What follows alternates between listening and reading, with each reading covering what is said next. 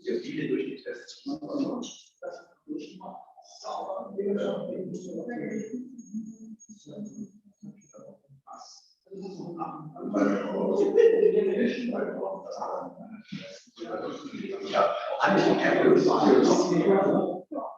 Wir sind jetzt nicht gleich, also die Lautstärke, die würde ich reduzieren.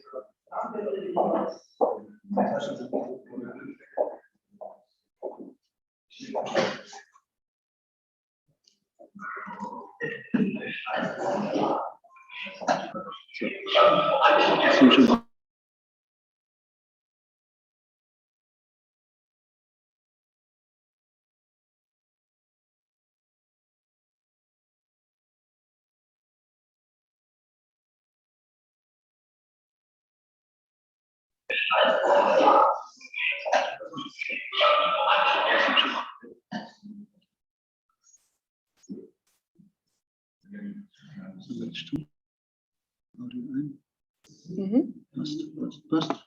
20.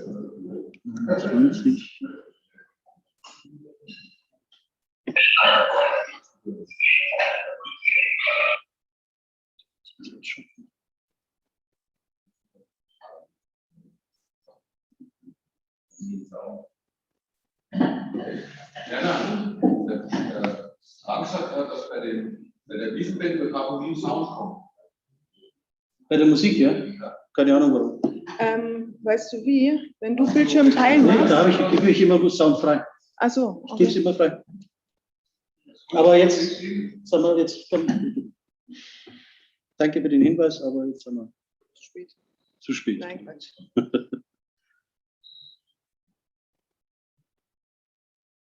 Da, für Video und Tonfreigabe. Es ist immer an. Also was Schlaues fällt mir jetzt auch nicht dazu ein.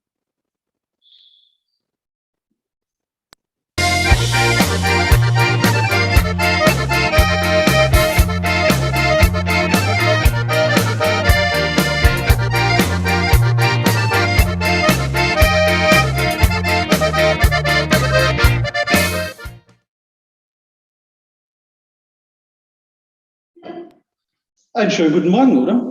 Nee, Mahlzeit schon fast. Ja, schon am Was Vormittag. sagt man um 11:30 Uhr? Kommt drauf an, wann du auch Das gestanden ist ja nicht bist, Fisch oder? mit Fleisch, oder? Also ich weiß es nicht, manche sind ja noch gar nicht ins Bett gegangen. Ja gut, also die Zeiten sind vorbei. Also bei mir, ich weiß nicht, wie es bei dir ist. Also ich brauche meinen Schönheitsschlaf. Ja, da genau. Ich bin ja naturschön, habe ich mir festgestellt. Aber nichtsdestotrotz, einen wunderschönen guten Tag. Grüß Gott, Servus beieinander. Wir sind wieder live hier auf unserer Mittagswiesen von der Digi-Wiesen und freue mich heute wieder auf eine spannende Runde. Und ich sehe gerade, dass unsere Kurzzeitplatten wieder daherkommt. Schaut ja einmal super aus. Und wir gucken da immer rüber und denken uns, Gast sollte man bei uns sein, oder? Gast sollte man bei uns sein, aber es greift nie einer während der Kamera, aber es ist immer blöd. Deswegen Ja. Kamera ist auch immer schön. Wir trinken lieber Prost. Flüssignahrung. Zum Wohl. Prost. Gestern hatten wir ja am Samstag ja auch ein Special. Da kam ja der Thomas Sattiberger, Ja. Mitglied des Bundestags. Ja. Was ist so dein Rückblick nach einer Nacht? Ich habe mit meinen Eltern heute Morgen telefoniert und habe ihnen so erzählt, wie das war. Und ich habe gesagt, das eine ist natürlich das Politische, aber er ist halt echt eine Persönlichkeit. Also ein toller Mensch, spannende Geschichten zu erzählen hat. Das hat mich echt beeindruckt. Das hat mich auch heute Morgen noch bewegt. Auch die Geschichten, die er so erzählt hat aus seiner Karriere, aus seiner Historie, schwer beeindruckend. Also wirklich, der hat so einen Platz in meinem Herzen, echt guter Typ. Ja, Tolle absolut. Persönlichkeit. Tolle Persönlichkeit. Kann man dankbar sein, dass solche Leute uns vertreten. Ich Ja, hoffe auch ab absolut. morgen nochmal wieder dann im neuen Rund. Ja. Warst du schon wählen? Nein, also ich habe es ja gestern erzählt, ich gehöre ja zu den Oldschoolern, ich gehe wirklich an die Wahlurne. Wir gehen da immer ganz feierlich hin, da reden wir nicht so viel, aber dafür danach umso mehr. Also ich werde das heute wahrscheinlich so gegen 3 machen und ich freue mich drauf und wir überlegen gerade schon, wo wir uns so die ganzen Ergebnisse angucken. Machen wir das zu Hause zu zweit mit Freunden, gehen wir ich sage irgendwo feiern, also einfach, wo man halt mit vielen Leuten zusammen ist, noch ein bisschen diskutieren kann. Schauen wir mal. Wunderbar. Viele Leute zusammen, das bringt mich jetzt auch gleich wieder auf unseren normalen Slogan sozusagen. Alle Gäste, die hierher kommen, sind geimpft, getestet oder genesen. So soll es sein. Und, oder manche sogar mehrfach, alles miteinander. Also, das haben wir auch. Wir wünschen es keine mehr. Ja, aber haben wir auch schon mal alles gehabt. Und wir freuen uns heute auch noch auf einen tollen Gast. Ich wollte schon sagen, mein rechter Platz ist leer, da sitzt normalerweise der Werner. Heute habe ich den Platz räumen müssen. Es gibt Genau. noch Menschen, die sind schöner als ich. Nicht schöner. Werden dann vielleicht noch ein bisschen schlagfertiger als Okay, das ist ja. Und wen haben wir denn heute eingeladen? Das ist der Stefan Werra. Vielleicht habt ihr den schon gehört oder gesehen. Er hat uns vorher noch kurz erzählt, er ist auch viel im Rundfunk unterwegs, also vielleicht habt ihr ihn eher gehört oder gelesen. Ich werde auch nachher ein bisschen was zu seinem neuen Buch sagen, weil das ist eine Neuauflage, die lohnt es sich erwähnt zu werden.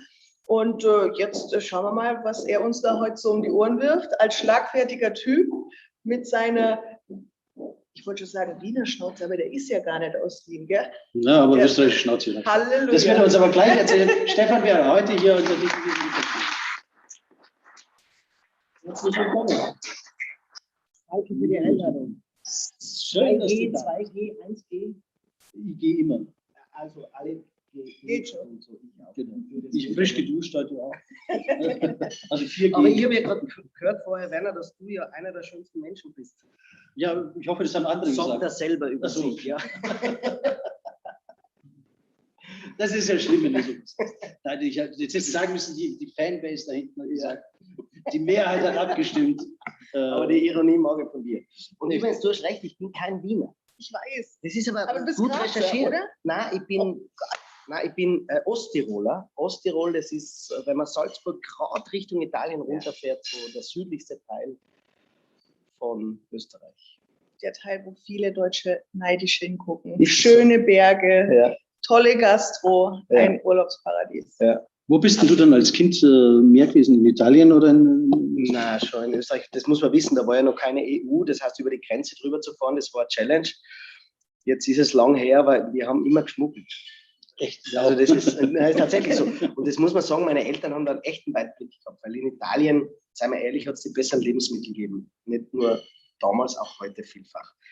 Und auch die bessere Kleidung. Damals ist ja, jetzt sage ich es, Benetton so richtig groß war, 80er Jahre, was die. Und wir Kinder, zwei Schwestern, die Mama hat uns immer so eingekleidet in Benetton. Wir sind dahergekommen, unglaublich. Was die, damals dieses 80er Jahre Österreich, das war jetzt fashionmäßig nicht ganz vorne dabei. Und die Lebensmittel auch, aber man hat nur sehr wenig mitnehmen dürfen über die Grenze damals. Und die haben das dann einfach über die Grenze drüber. Und einen kleinen Italiener hast du auch mitgenommen. Das habe ich schon hier an deiner Gestik Und gesehen. boah, sick. Ein bisschen Aber schon. steht dir gut. Können wir jetzt einmal So, jetzt anstoßen? ist Schluss. Können wir Prost, schon. Prost, Prost, jetzt sind wir da. Stefan, schön, dass du Prost da bist. draußen. Das ist ein kleines Bier in Bayern. Ja? Das ist ein kleines Bier. In Köln würden sie wahrscheinlich sagen, da trinkt ihr wochenlang von. Ja, genau, das ist die Familienpackung. Wie viel Lira hat dir damals das Eis gekostet? Das weiß ich noch ziemlich genau. Ich versuche nur das Glas ein bisschen aus dem Bild zu geben, weil das ist unglaublich prominent drinnen. Ja, das Im Verlana trinken wir sowieso mit, weil Giesinger ist halt sehr groß drin, genau. Ja, das kann ich da sagen. Und 2000 Lire waren 7 Schilling damals. Mhm. Das weiß ich heute noch genau. Und ja, da kann man sich sehen, jetzt weiß ich nicht mehr genau. Vielleicht hat man 1000 Lire schon sicher schon ein Eis. Du bist ja ein bisschen jünger als ich. Ich bin Baujahr 73. Ich habe für 750 Lira in der ersten Eis. Hey, du bist Fachmann. Ja, ich weiß. Ehrlich, ja, ich bin knapp 50 jetzt und es kommt mir immer noch wie gestern. Ja, oder? Ja, schon, gell? Wie war es bei dir? Warst du viel in Italien? Hattest du typische überlege Bibione, gerade. Jesolo, was weiß ich was? Ich weiß noch, mein erster Urlaub ohne Eltern war Italien.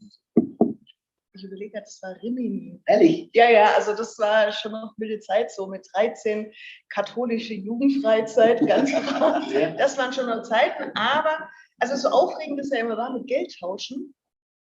Also das ist schon cool. Jetzt fährst du hier über x Grenzen, kein Tauschen, kein Ausweis. Also das ist schon Europa, das ist mega cool, gefällt mir richtig gut.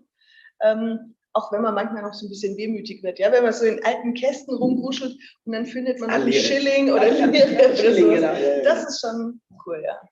Aber das Italienische, da hast du schon recht, so, ich bin immer noch mit meiner Familie viele Wochen in Italien, jetzt Jahr 10, 12, 14 Wochen.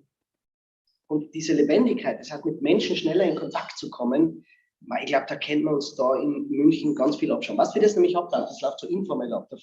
Der eine fährt zu seiner Arbeit am Radl, geht zu Fuß also, und grüßt bei jedem zweiten Laden ein. Servus, ciao, Christi, Ding. Ich meine, wenn du das in Bayern machst, wirst du an der nächsten Kreuzung verhaftet. Verstehst du, was ich meine? Die denken alle, was mit dir. Und die denken, da fängt Kommunikation an. Du gehst in eine Bar rein, die sind noch so klein, es ist laut drinnen. Und das mag ich einfach, dieses nicht Angst zu haben, oder sagen wir es mal so, keine große Geschichte draus zu machen, wenn man mit Menschen in Kontakt kommt. Weißt, wenn du in Italien mit dem Bus fährst, dann ist es schon einmal so, wenn du an der Bushaltestelle stehst und der Bus kommt und kommt und kommt, und der fährt ja an dir vorbei. Du musst nämlich in Italien dich schon mal bemerkbar machen und winken, sonst bleibt der Bus nicht stehen.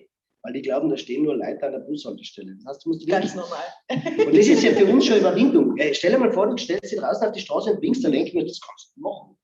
Wenn 4 Bus vorbeigefahren sind in Italien, lernst du das auch. Und dann bist du im Bus drinnen und manche Busfahrer sind echt verpeilt in Italien. Ja, also die plaudern. Da steht dann immer, sprechen Sie nicht mit dem Fahrer, musst du in Italien nicht hinschreiben, der redet schon dich. Ich wollte gerade sagen, ist gerade andersrum. Genau. Und manche telefonieren tatsächlich. Und manche verpassen es und fahren über die Station einfach drüber. Aber was dann im italienischen Bus passiert? Revolution. Ja, wirklich, die sagen, fermare, stehen bleiben, ich muss da aussteigen. Weißt du, wie das bei uns ist, wenn der Bus drüber fährt, sagt nur, der hätte aber jetzt stehen bleiben müssen.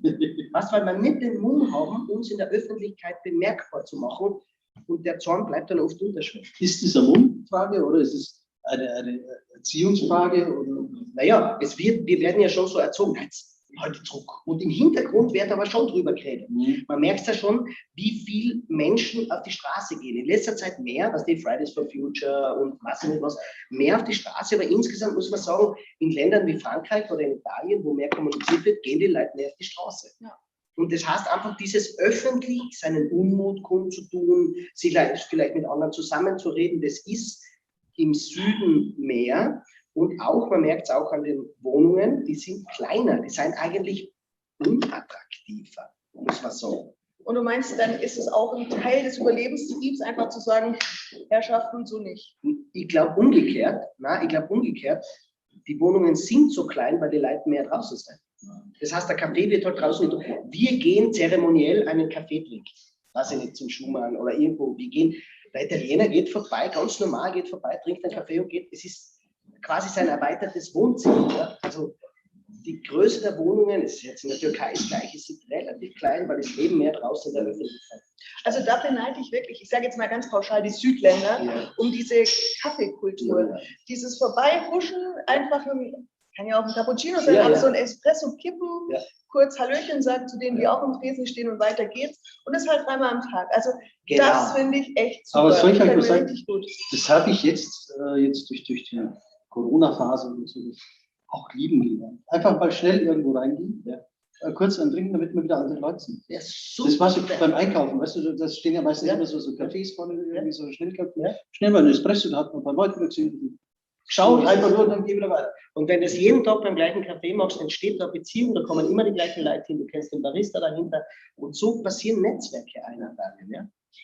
Also so kenne ich es halt. Es gibt ja viele Dinge, die in Italien nicht gut sind, ja, aber ich wollte einmal kommunikativ, weil du mich gefragt hast, ob da was hängen geblieben ist. Ja, und ich habe ein bisschen italienisches Blut in mir. Deswegen der Nachname Verra. Das ist was. Ich war bis 1981 italienischer Staatsbürger. Ja, aber nicht, weil ich je in Italien gewesen wäre. Ich habe nicht einmal Italienisch gelernt, sondern auch mein Papa nicht. Aber ihr kennt es ja in das Hitler-Mussolini-Abkommen mit Südtirol, wo der Hitler und der Mussolini einen Pakt geschlossen haben und der Mussolini Südtirol italienisieren wollte. Und der hat den Südtirolern gesagt, entweder ihr lernt alle Italienisch, geht in den Süden obi, oder ihr geht ins deutschsprachige Ausland. Und natürlich der größte Teil hat natürlich gesagt, das wäre wie wenn man sagt, bleibst in Bayern oder gehst nach Tschechien rüber. Da werden die meisten sagen, ja, bleib in Bayern. Das ist meine Sprache im Osten. So ist meine Familie nach Osttirol gekommen, was jetzt kaum über der Grenze von Südtirol ist. Und da ist halt die Staatsbürgerschaft vom Vater mitgegeben worden. Und so hat er uns 1981 verbunden. Warst du eigentlich immer schon der Entertainer und der Beobachter? Aber Ja, jetzt das sind jetzt zwei Fragen, die ich gern getrennt beantworten würde, weil ich bin eigentlich kein Entertainer, sondern es ist halt Entertaining. Es ist halt unterhaltsam. Aber ich bin kein Unterhalter. aber Entertainer ist nicht als Berufsbezeichnung, sondern als Eigenschaft. Okay.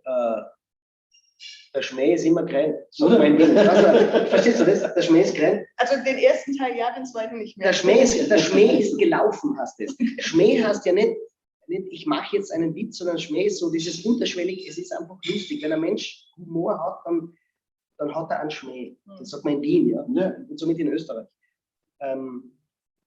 Den habe ich immer schon gehabt, den gebe ich auch meinen Söhnen weiter. Also ich sage im Zweifelsfall, und das sage ich jetzt mit ganz großer Bedeutung, ich arbeite ja im Hospiz, ich arbeite mit der Kinderkrebshilfe, mit Autisten, und ich sage das in vollem Bewusstsein, im Zweifelsfall lachen.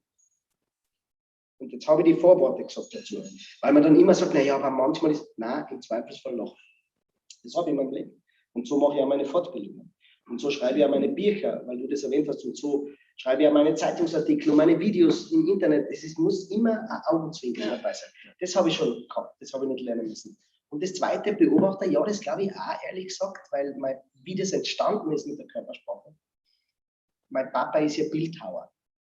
Und wir haben das als Kind einfach ganz normal miterlebt. Der hat einen Bahnstamm gehabt und nach ein paar Wochen ist aus dem Bahnstamm ein Akt geworden oder irgendeine Figur geworden. Ja, das ist wir haben da deswegen auch nicht diese devote Dinge, Kunst und so, sondern wir wissen, dass ganz viel Kunst, auch die größte Kunst in Wahrheit Handwerk ist. Ja. Handwerk im Sinne von, der muss das wahnsinnig oft machen. Also wenn man Guernica von Picasso anschaut, das Bild, wir denken dann immer, oh Gott, diese göttliche Eingebung. Na, der hat jahrzehntelang 100-mal die Dinge probiert und am Schluss sagen irgendwelche Kunsthistoriker, das ist das beste Bild, dabei hätte er wahrscheinlich in seinem, und so habe ich nicht dieses Devote. Ich finde Kunst unglaublich großen Teil in meinem Leben, aber ich habe nichts Devotes dabei.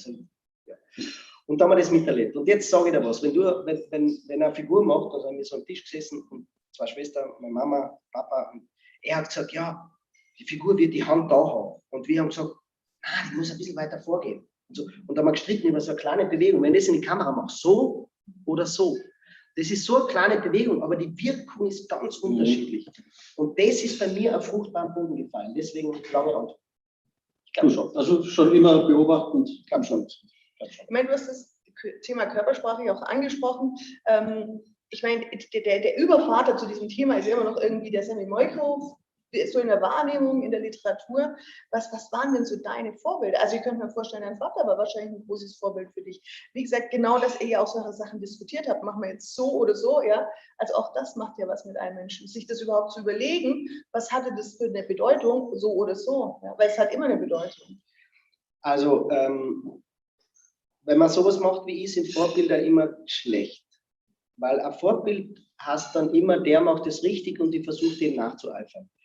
Das könnte man vielleicht in der Kunst machen, aber da wird man immer ein Kopist von dem bleiben. Wenn man das wissenschaftlich angeht, dann zählt nicht ein Autor, sondern da zählt nur, was sagt die Forschung.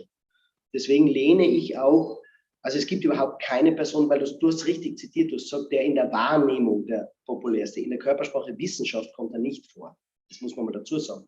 Aber was er wunderbar gemacht hat, er hat das in den 70er oder 70er, 80er Jahren hat er das Bewusstsein für Körpersprache einmal der Bevölkerung im deutschsprachigen Raum näher gebracht, muss man sagen. Ja, wir sehen das immer aus unserer Brille.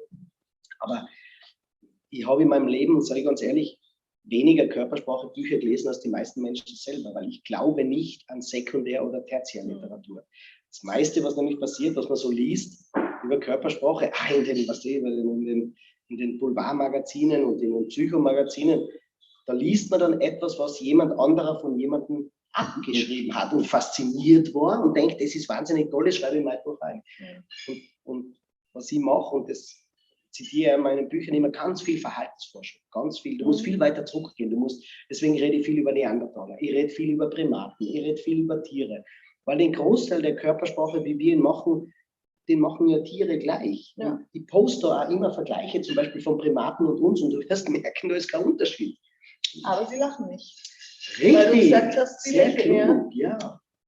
Sie Das lachen um und die lächeln. Uhrzeit. Wobei, jetzt, wenn ich es jetzt genau nehme, jetzt sind wir schon mittendrin, sie lachen schon, aber sie haben die ursprüngliche Bedeutung des Lachens, nämlich dieses Zurückziehen dieses Muskels, das große Wangenmuskel, Zygomaticus major, den zieht man zurück. Und wir glauben, das ist sympathisch. Dabei heißt es nur, ich mache dir deinen Rang nicht streitig. So signalisiert der untere Schimpanse dem oberen, und jetzt war es der obere, ich bin nicht fertig.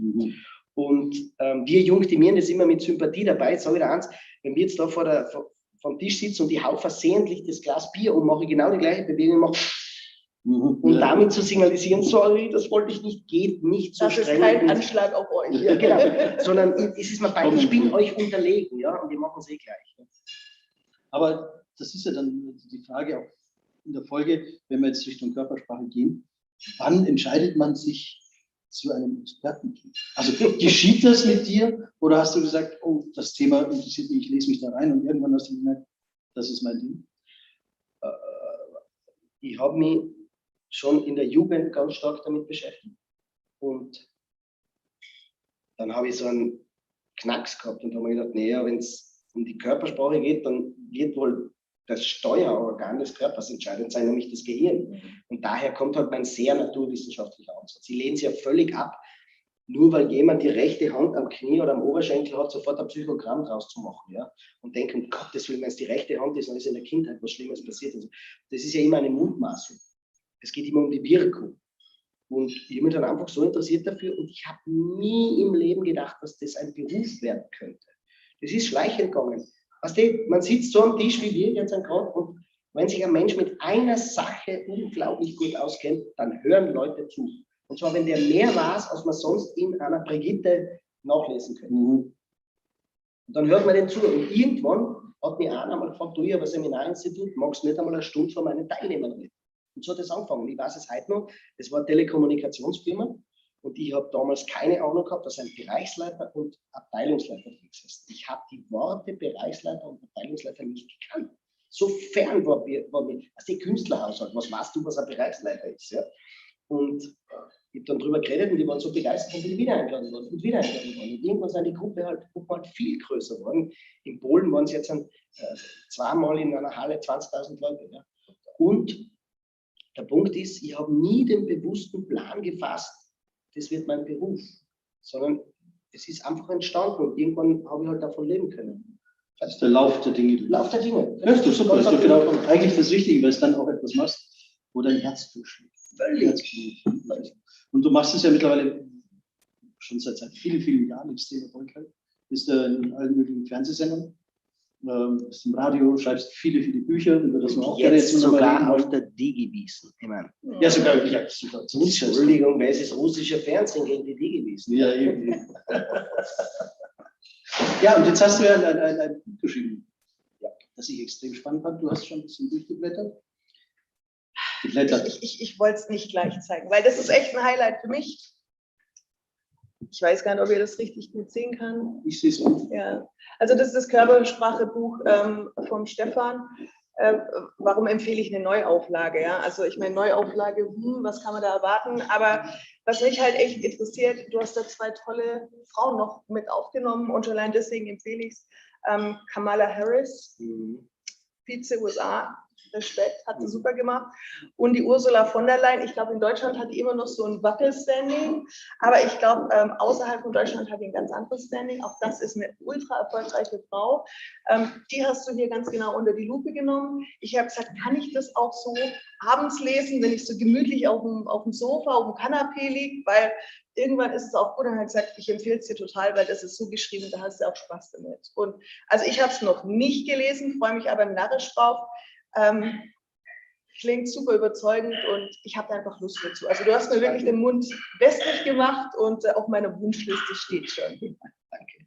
Aber total spannendes Buch. Ich habe die erste Ausgabe sozusagen gelesen. Und wie lange brauchst du, um einen Menschen sozusagen zu analysieren? Ist das jetzt ein Job, wo du dich hinsetzt und jede Körperbewegung irgendwie 100-mal vor- und zurückspielst? Oder wie muss man sich das vorstellen?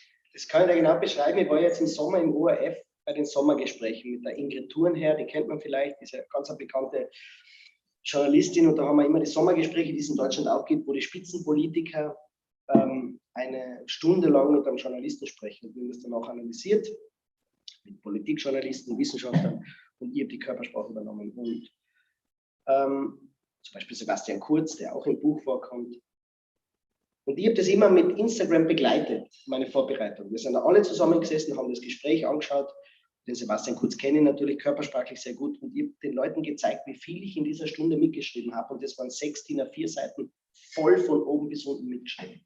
Was mache ich da?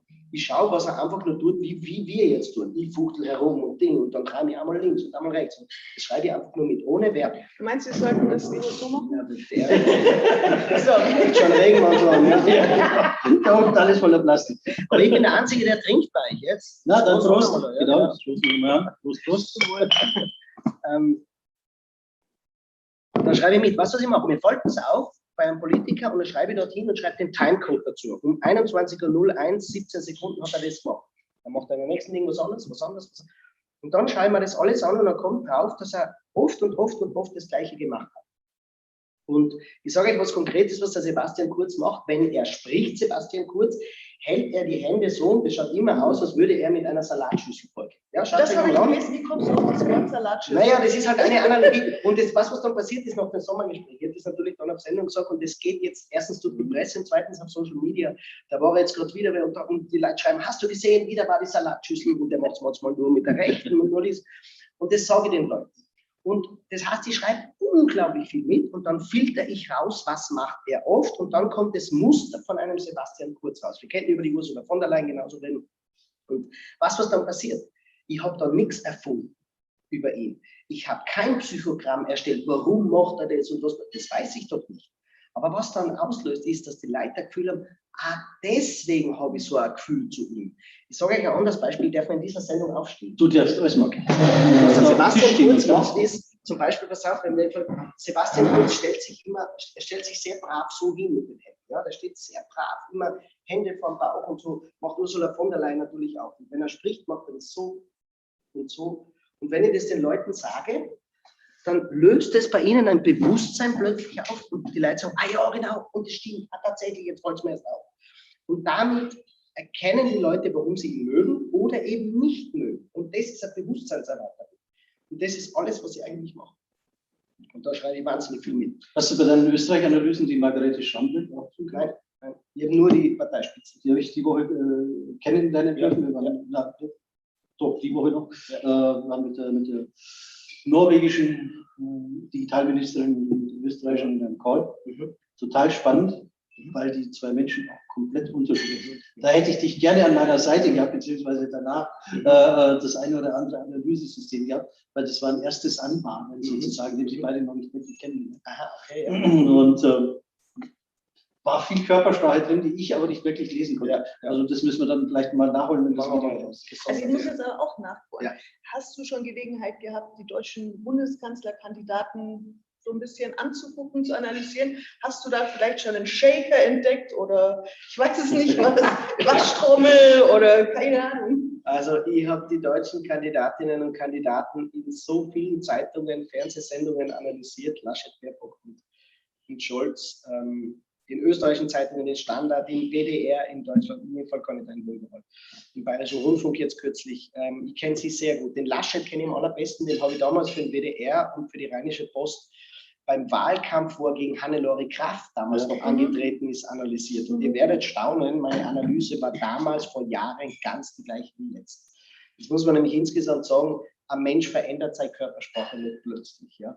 Also die Angela Merkel, wenn man die aus den 90er Jahren anschaut, ich habe sie im Buch ganz, ganz weit zurück analysiert. Alle, den Trump, weil er immer sagt, die sind ja gecoacht und was die und die kriegen Dinge und die sind ja gar nicht mehr natürlich. Das kannst du leicht aushebeln, indem du einfach die Menschen so weit zurück beobachtest, bevor sie bekannt, berühmt und im Amt waren.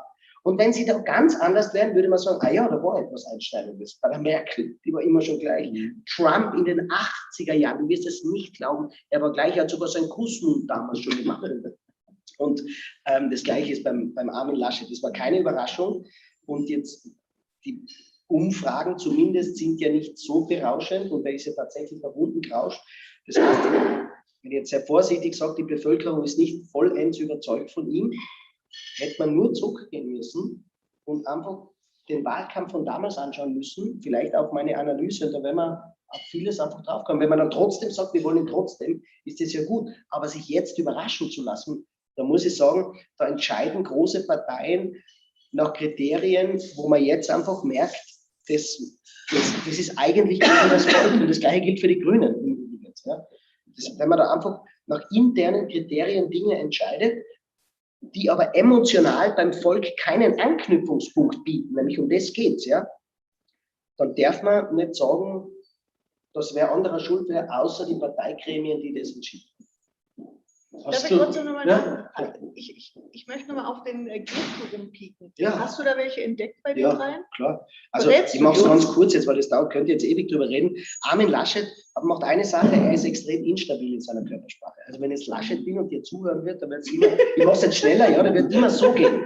Und jetzt sage ich euch was Interessantes, bei den Triellen hat das jemand beobachtet, wenn er geredet hat, Laschet, hat er die Augenbrauen in die Mitte gegeben, den Kopf zur Seite, Entschuldigung, jetzt sage ich noch, ja, Kopf zur Seite, hat ganz viele Handkantenschläge Richtung Scholz rüber gemacht und zugesprochen, ja.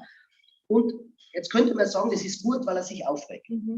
Das Problem war, dann ist er gestanden, während er nicht gesprochen hat, und jetzt schaut auf meine Körpersprache, da ist er das Pult ist einen halben Schritt nach hinten gegangen, hat die Hände sogar manchmal nach hinten verschreckt, die Füße ganz eng zusammen und ist gestanden wie ein Ortet, dass ihm jemand sagt, was passiert. Das heißt, was da ist für den Zuschauer passiert emotional zu viel Entferntes. Das heißt, einerseits das Nachdrückliche, andererseits das völlig Passive, da spüre ich keinen Nachdruck. Und das ist das Problem. Jetzt kommt aber nur ein Problem auf der nächsten Ebene. Wenn ein Mensch, und das wurde ihm wohl spätestens auf dem zweiten Triell gesagt, so zornig ist, dann ist es eigentlich die Körpersprache der Opposition. Warum? Die Opposition, der Christian Lindner hat plakatiert, so darf es nicht weitergehen. Das ist natürlich ein Ausspruch, wir waren nicht in der Regierung, deswegen so wie es in der Regierung ist, darf es nicht weitergehen. Das heißt, die Opposition muss die Verärgerten abholen, die am Wirtshaustisch sagen, das kann doch nicht so weitergehen. Und damit brauchst du genau jemanden, einen Politiker, der sagt, ja, mit mir wird sich alles ändern. Dann haben die gleiche Emotionalität gesehen und haben das Gefühl, der versteht uns. Donald Trump hat das mit Bravour gemacht. Aber der Armin Laschet ist ja eigentlich unter Anführungszeichen mit der Union Amtsinhaber. Das heißt, er müsste eigentlich die abholen, die Stabilität wollen, die zwar jammern, aber bitte nichts ändern, alles mit der Ruhe. Und das hat er eben nicht gemacht. Das macht der Scholz bei weitem besser. Dieses Unberührte, Scholz macht zum Beispiel Augenlider oben und Augenbrauen oben und Augenlider auf Halbmast. Ja. Da kommt der Angriff und der Scholz macht so zu. Bei Frauen würde man sagen, das ist Botox, oder? Nein, Botox nicht. Gerade nicht Botox, weil sie kann ja dann nicht mehr heben. Ja, das wäre Botox. Was er macht, das ist ungefähr so, ja, Mann, Entschuldigung, das, was du jetzt sagst, berührt mich nicht wahnsinnig. Ja. Und damit aber signalisiert er schon ein wenig Überheblichkeit, das muss man schon sagen, aber halt auch, wie die Merkel das ja seit 16 Jahren macht, ja, regt euch bitte alle herum auf, den Kurs bestimme immer noch ich. Und das wollen offensichtlich mehr Menschen, als das, was die anderen beiden Kandidaten zeigen. Weißt du, was mir beim Scholz aufgefallen ist, zumindest bei den Plakaten? Wenn man auf seine Plakate schaut, je nachdem, von welchem Winkel man schaut, schaut er grimmig oder lustig. Naja, die sind jetzt fotografisch einfach ganz eine große Leistung, muss man sagen. Die haben einen Weitwinkel genommen und wenn du schaust, der hält was in die Kamera, da sind die Hände riesengroß und er ist sehr weit im Hintergrund. Und da hat man das Gefühl, da steht man ganz nah dabei. Zum Beispiel ist fotografisch wahnsinnig klug gemacht. Über den roten Hintergrund kann man jetzt dann wirklich streiten. Ja. Aber rein von der Bewegung her sind die gut gemacht. Es ist cool, dass du das sagst. Also ich meine, wir haben ja vorher über Kunst geredet. Also ich meine, das sind ja wirklich künstlerische Elemente. So die Hände im Vordergrund von der SPD. Ja, wir sind die Arbeiter, die machen wir dominant und so. Also da bin ich 100% bei dir. Ich finde Wahlplakate ganz großes Kino. Ich habe wirklich Freude dran, jedes Wahlplakat, wenn ich mit dem Fahrrad fahre, anzugucken. Ich lache mich scheckig. Manche sind auch brutal, aber das ist wirklich Kunst. Manche können das echt gut.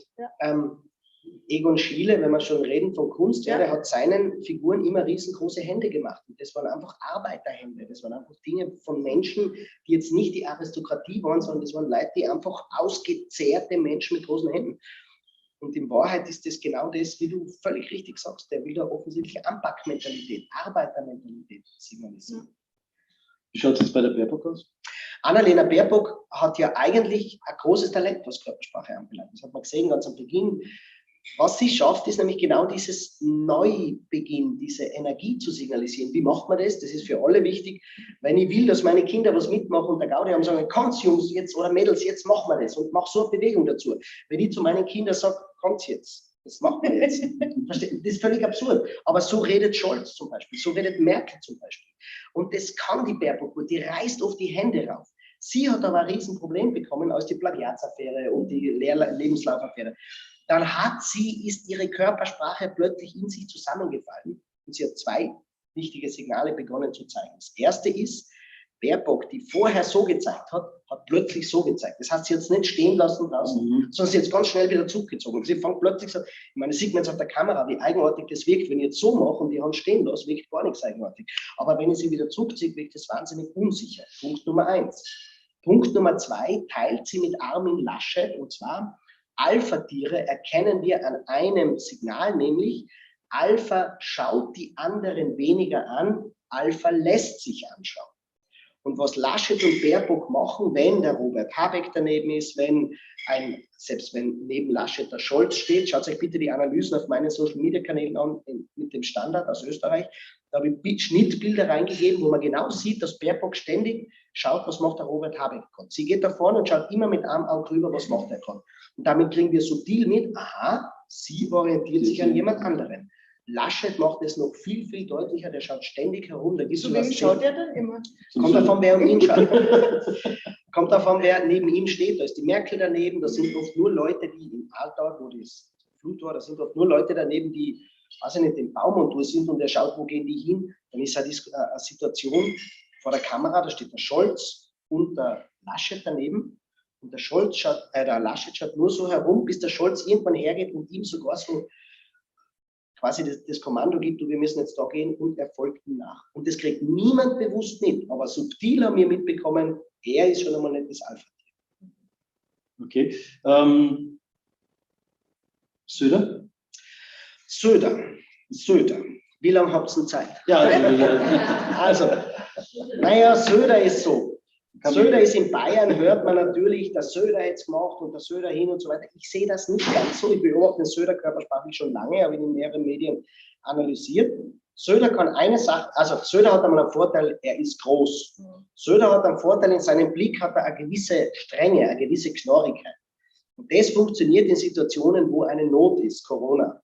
Was der Söder gut kann, ist zusperren und begrenzen. Da war er schnell, das kann er gut, das kann er mit großer Glaubwürdigkeit machen.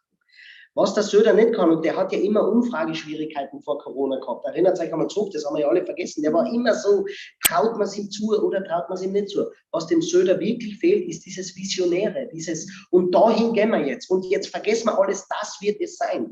Und deswegen bin ich mir nicht sicher, es hätte auf die Gegner angekommen, wäre auf die Gegner angekommen. Wenn das der Robert Habeck daneben wäre, wäre es nicht so einfach gewesen. Natürlich muss man sagen, wenn man Baerbock daneben hat, und jetzt ein Laschet daneben hat, ist es natürlich einfach, die Leute zu fragen, wer wäre besser. Aber so ein ganzer Home Run, ich glaube, da müsste Söder in seiner Körpersprache mutiger werden. Er war auch der gern die Grenzen zugemacht hat, wenn syrische Flüchtlinge, also immer wenn es zu ist, wenn es begrenzt ist, wenn es eng wird, das kann er gut, das ist ein Notfallskörpersprache, was er macht. Aber es ist keine Ermöglicher, keine Visionskörpersprache. Was wird denn mit Bayern? Was hat er denn mit Bayern vor? Wenn ich jetzt an Bayern frage, so weiß ich nicht, aber Corona zusperrt.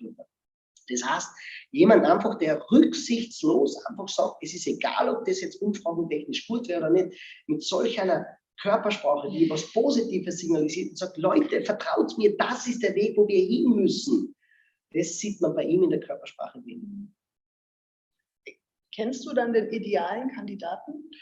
Der ideale Kandidat, das ist ganz in der Einleitung meines Buches, ist ganz einfach zu sagen, derjenige, der die Emotionalität, die gewünschte Emotionalität der Bevölkerung aktuell am besten widerspiegelt, wird die Wahl gewinnen. Ich bringe es ganz konkret, dass das nicht so kompliziert klingt. Amerika war in der Krise und nach Obama, da waren wir ja sehr irritiert, wie wird das und Syrien-Konflikt und intern und so weiter. Und viele Amerikaner waren zornig. Das kann nicht weitergehen und die vergessen auf uns, besonders im Rust Belt, wo die Stahlindustrie nach Indien abgewandert ist, unendlich viel Ort. Sie waren so zornig und sind am Wirtshaustisch gesessen und so gemacht. Und dann kommt der Trump daher und sagt, so geht's nicht. Und die haben das Gefühl gehabt, der versteht uns. Knapp über 50% haben diese Emotionalität des Verärgerten einfach haben wollen. Und da wollte man dieses Hillary Clinton, das wollte man nicht haben. Und jetzt ist was anderes. Jetzt war man muss wissen, der Trump hat jetzt nochmal deutlich an Stimmen zugewonnen bei der Wahl. Er hat so viele Stimmen gehabt, wie kein Präsident in der gesamten US-Geschichte vorher. Der Biden hat noch ein bisschen mehr gehabt. Aber das darf man nicht vergessen. Ja? Das heißt, es gibt immer noch viele Leute, die unabhängig vom Inhalt diese Emotionalität wiedergespielt wollen. Der Joe Biden aber, interessanterweise, ist ein langweiliger, älterer Herr, der die alte Politikriege in Washington verkörpert wie kein anderer. Wir vergessen, da war ein Bernie Sanders eigentlich dabei. Das ist auch ein Aufreger, halt von der linken Seite. Da war Buttigieg, das ist ein junger, energetischer, homosexueller, unglaublich erfolgreicher Politiker. Der ist dann bald einmal rausgefallen, ein paar Frauen sind auch rausgefallen. Warum? Corona ist gekommen und die Leute haben gesagt, wir sind völlig orientierungslos, wir dürfen nicht einmal mehr ohne Maske, das ist alles Lockdown. Wir brauchen Orientierung, wir wollen bitte wieder so, wie es früher war. Da brauche ich jetzt keinen Aufreger, sondern ich will einen haben, der mir signalisiert, alles läuft. Und jetzt hat man den langweiligsten von allen Kandidaten gewählt. Das ist übrigens auch das Erfolgskriterium von Angela Merkel. So irgendjemand regt sich auf, sie bringt nichts weiter und sie schafft nichts, aber wir wählen sie trotzdem wieder. Weil irgendwie denkt man, es läuft ja gut, es geht uns ja gut, wir haben zwar viel zu jammern, aber und das vermittelt die Körpersprache. Das heißt, einen Typen gibt es ja nicht, sondern es geht darum, wie geht es in der Bevölkerung befindlicherweise gerade. Und ich kann gleich sagen, wenn jetzt eine Flüchtlingswelle käme, würde sich alles wieder verdrängen. Da würden plötzlich die AfD wird nach oben knallen, besonders wenn die jemand hätten, der das gut verkörpern würde. Und wenn so eine Krise wie Corona weitergeht, dann wird es wieder eher jemand sein, der uns Stabilität vermittelt. Okay. Interessant. Die Frage ist jetzt, wenn du diese Politiker jetzt gerade beim Triell beobachtet hast, gibt es so eine typische Geste, die sozusagen implementiert, wählt mich? Kann man sich so Gesten antrainieren oder gibt es da einen und sagt, ich bin der Richtige? Nein, die gibt es nicht. Aber es gibt Gesten, die tendenziell für Sicherheit sprechen. Das heißt aber nicht, wenn ich eigentlich unzufrieden bin, dann will ich gar keine Sicherheit haben, sondern ich will Aufruhr haben. Also eine Geste von Sicherheit, die gehen tendenziell alle nach unten. Ja, wenn wir also unsere Kinder beruhigen wollen, wenn wir die Belegschaft beruhigen wollen und so weiter, dann ist wichtig, die Bewegungen gehen alle nach unten. Also wenn ich sage, und ich glaube, auf das könnt ihr euch einmal, dann bin ich jetzt ganz langsam nach unten gegangen und diese Bewegungen, die tendenziell nach unten gehen, beruhigen uns. Wenn ich es im Stehen mache und du redest da und sagst, Leute, das bringen wir alles rechtzeitig hin. Aufruhr, weil das Meeting zu lang dauert, sagst du nur, Leute, wir kriegen das Meeting rechtzeitig nach unten. Diese Bewegung nach unten beruhigt. Und das ist übrigens auch der Hintergrund der Salatschüssel von Sebastian Kurz. Ja. Wenn ich die ganze Zeit so nach unten schwinge, ist beruhigt und passt schon alles. Ich wiege euch in den Schlaf in die Sicherheit. Völlig richtig. Und es ist, wir hören dann nicht mehr zu. Okay, wir haben einfach das Gefühl, der macht es schon. Und ehrlich gesagt, wie wir bei der Merkel auch das Gefühl, die macht es schon. Und das ist auch der Grund, warum wir Alpha-Tiere sind. Das ist das beruhigt. Wenn ich das will, tendenziell nach unten. Wenn ich Aufruhr will, mache ich genau das Gegenteil, alles nach oben. Das regt mir auf. Ich mache ganz schnelle Bewegungen nach oben. Die Augenbrauen gehen nach oben. Mund geht auf, die Hände gehen nach oben. Nein, es kann nicht so weitergehen. Und Entschuldigung, das kann doch nicht sein und so. Wenn du einen reklamierenden Kunden hast, der macht das ganze Gleiche. Entschuldigung, nein. Und das Gefährliche ist jetzt, wenn ein Mensch mit einer Emotionalität daherkommt, das können die Kinder sein, das ist jetzt egal, ob das. Er kommt mit so einer Emotionalität daher und wir glauben dann alle, weil wir sagen, jetzt werden wir zuerst einmal sachlich. Weißt du, was passiert? Der flippt noch mehr auf, weil ja, Entschuldigung, was hat sachlich? Ja? Das heißt, was wir alle können müssen, ist, was der Trump eben gut gemacht hat, ist zuerst einmal die Leute abholen. Ich verstehe total, dass sie sich jetzt aufregen. Nein, erzählen Sie mal, was ist denn gewesen? Und erst dann hat er das Gefühl, der ist auf meiner Welle, der versteht mich. Das kennst du wenn du heimkommst. Sieh, du kommst heim von der Arbeit, ja, und du als Frau, ist ja wurscht, hast fast heim und kurz bevor du daheim bist, fällt ein, ich habe den wichtigen Ortstermin vergessen. Und du rennst ins Haus ein und brüllst deinen Mann an, gib mir schnell das Rezept, ich habe den Ortstermin vergessen. Und dein Mann macht nur, das beruhigen wir uns durch. Ich meine, der schwebt dann in Lebensgefahr. Das hast du jetzt gesagt. Verstehst du? Wenn er klug ist und du kannst sagen, gib mir das Rezept, und sagt er, genau das Rezept. Und er sagt diese Körpersprache, denkst du dir, ich habe den besten Mann der Welt. Weil er dir signalisiert, ich habe deine Emotionalität verstanden. Aber ich muss euch sagen, weil du mich gefragt hast, in der Politik, was ist da?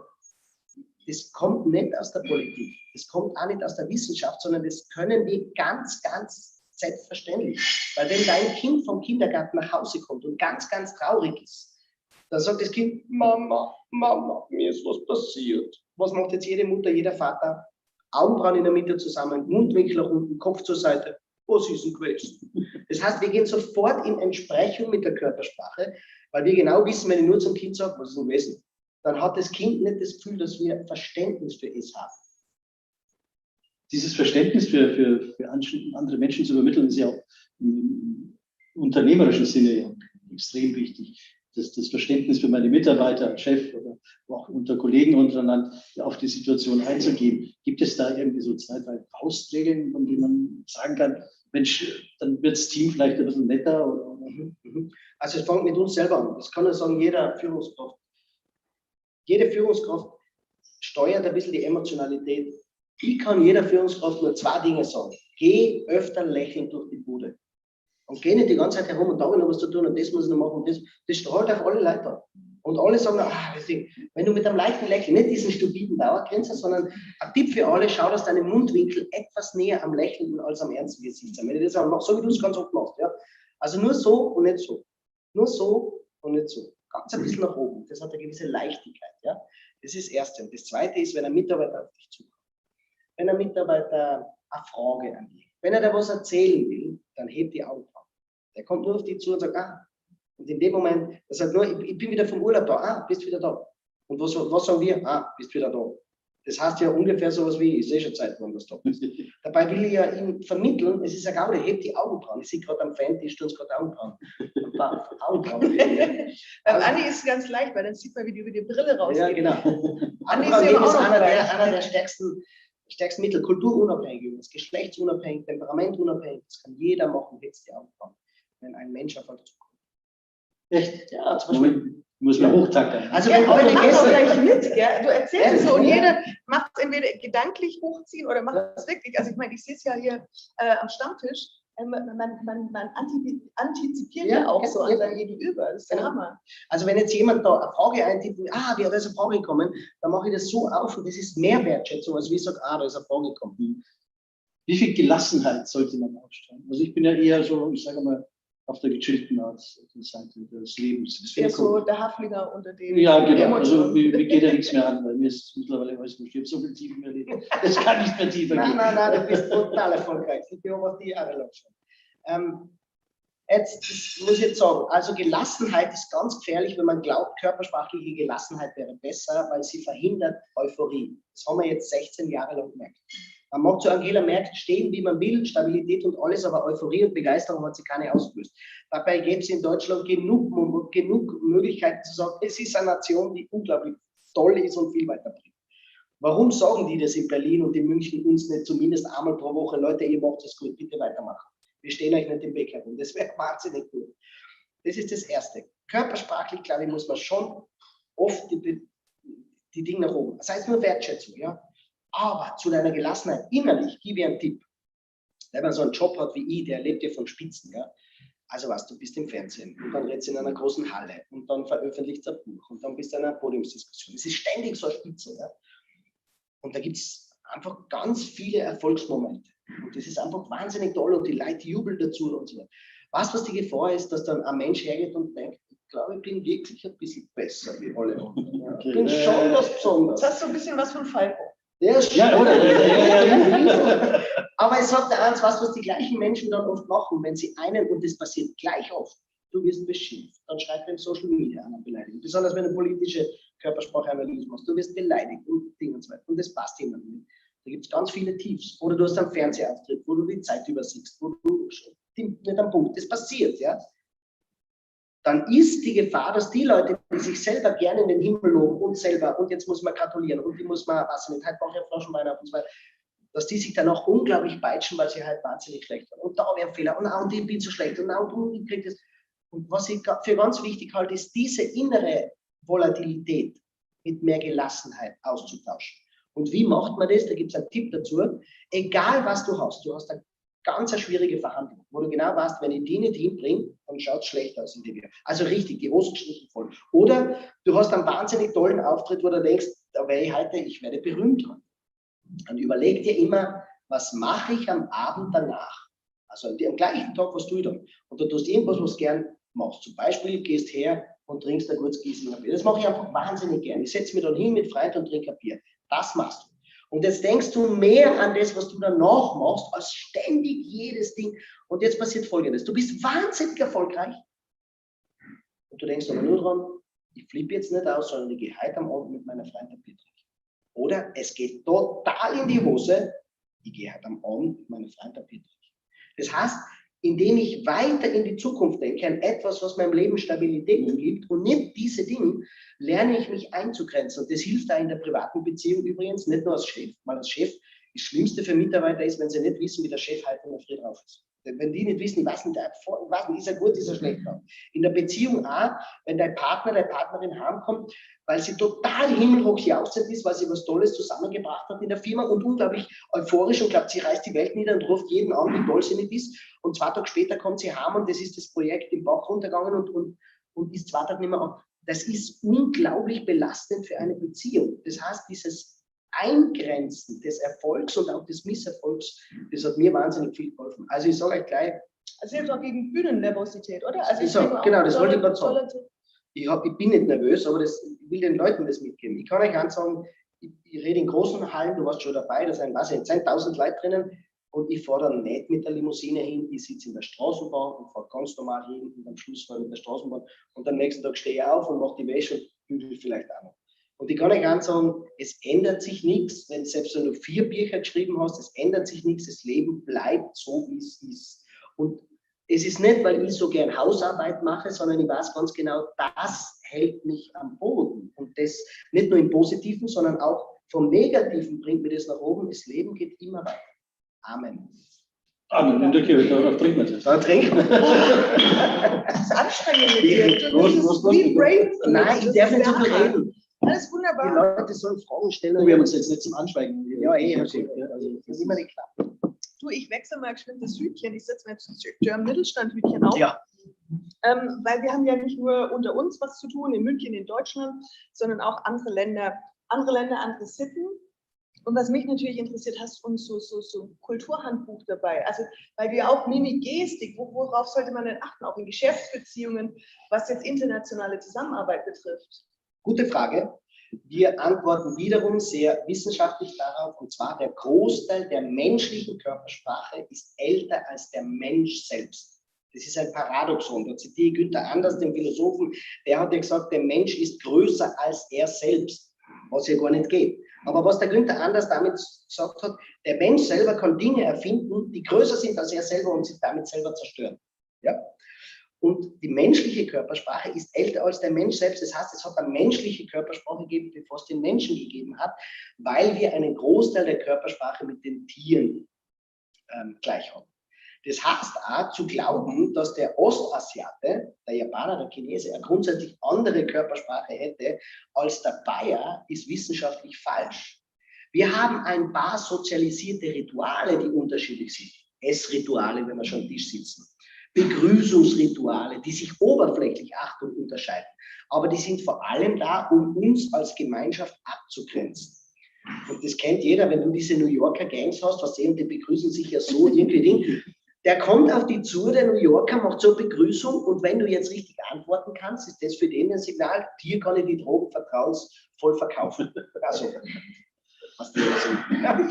Und wenn du das nicht kannst, dann ist er auch freundlich, aber er weiß ganz genau, so ganz nah sind wir nicht. Und das ist der Grund dafür. Und das haben wir jetzt an, was die, wenn wir sagen, in Südostasien oder in Ostasien eher würden die Leute sich mehr verbeugen. Das ist erstens einmal, das ist mehr als bei uns, das stimmt, oder eher deutlicher, aber es reduziert sich immer mehr auf sehr traditionelle wenn ich drüben Vorträge halte, glaubt mir das, ich habe da drüben in Ostasien mehr Ghetto-Fäuste bekommen wie sonst irgendwo. Ja, also das ist oft, weil wir halt mehr Tourismuskanäle im Fernsehen schauen, wo wir glauben, so wie die Amerikaner glauben, in Bayern laufen alle mit Leder. Oh Moment, das stimmt ja. Laufen alle mit Lederhosen um, weil sie halt natürlich nur die Bilder sehen und die sehen, die besonders spannend sind. So, das heißt, was ich jedem Menschen mitgeben will, ist, wir sind alle gleich. Ich habe vorher über Augenbrauen geredet. Ja, jetzt sage ich dir, woher das kommt. Das kommt aus der Tierwelt mit den Augenbrauen.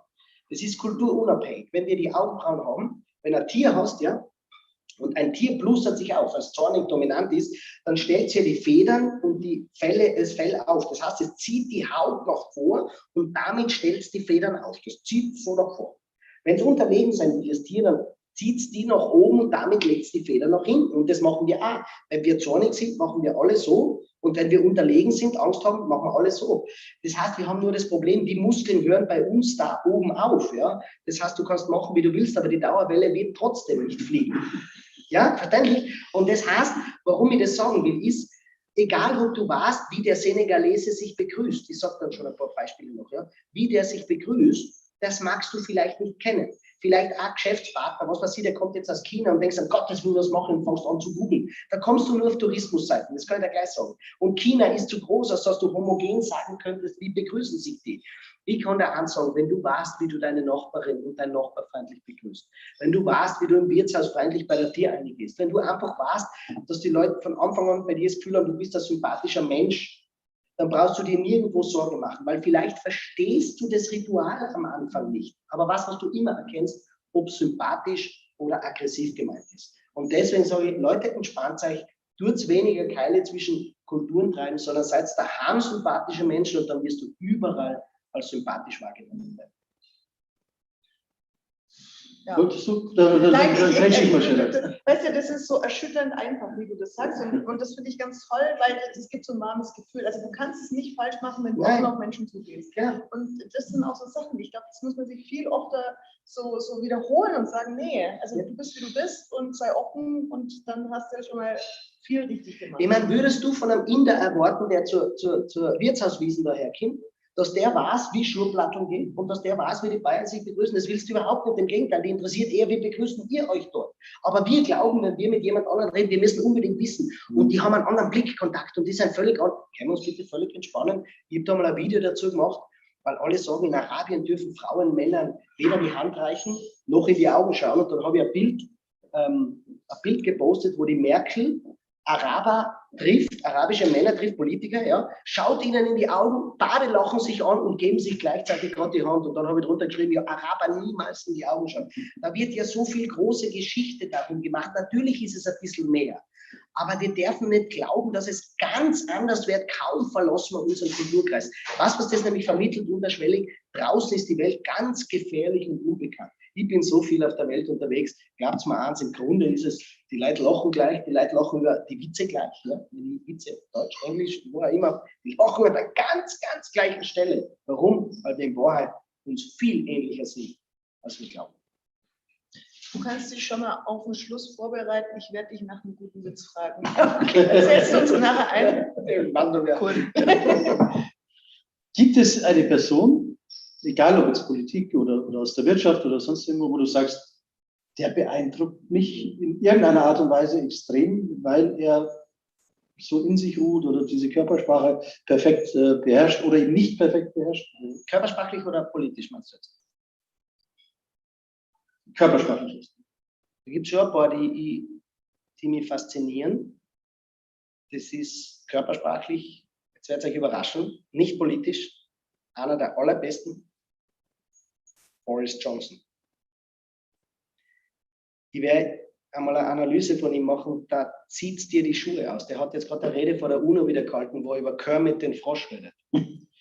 Und er ist in der Weltpresse auf und runter zitiert worden. Es passiert der Merkel selten.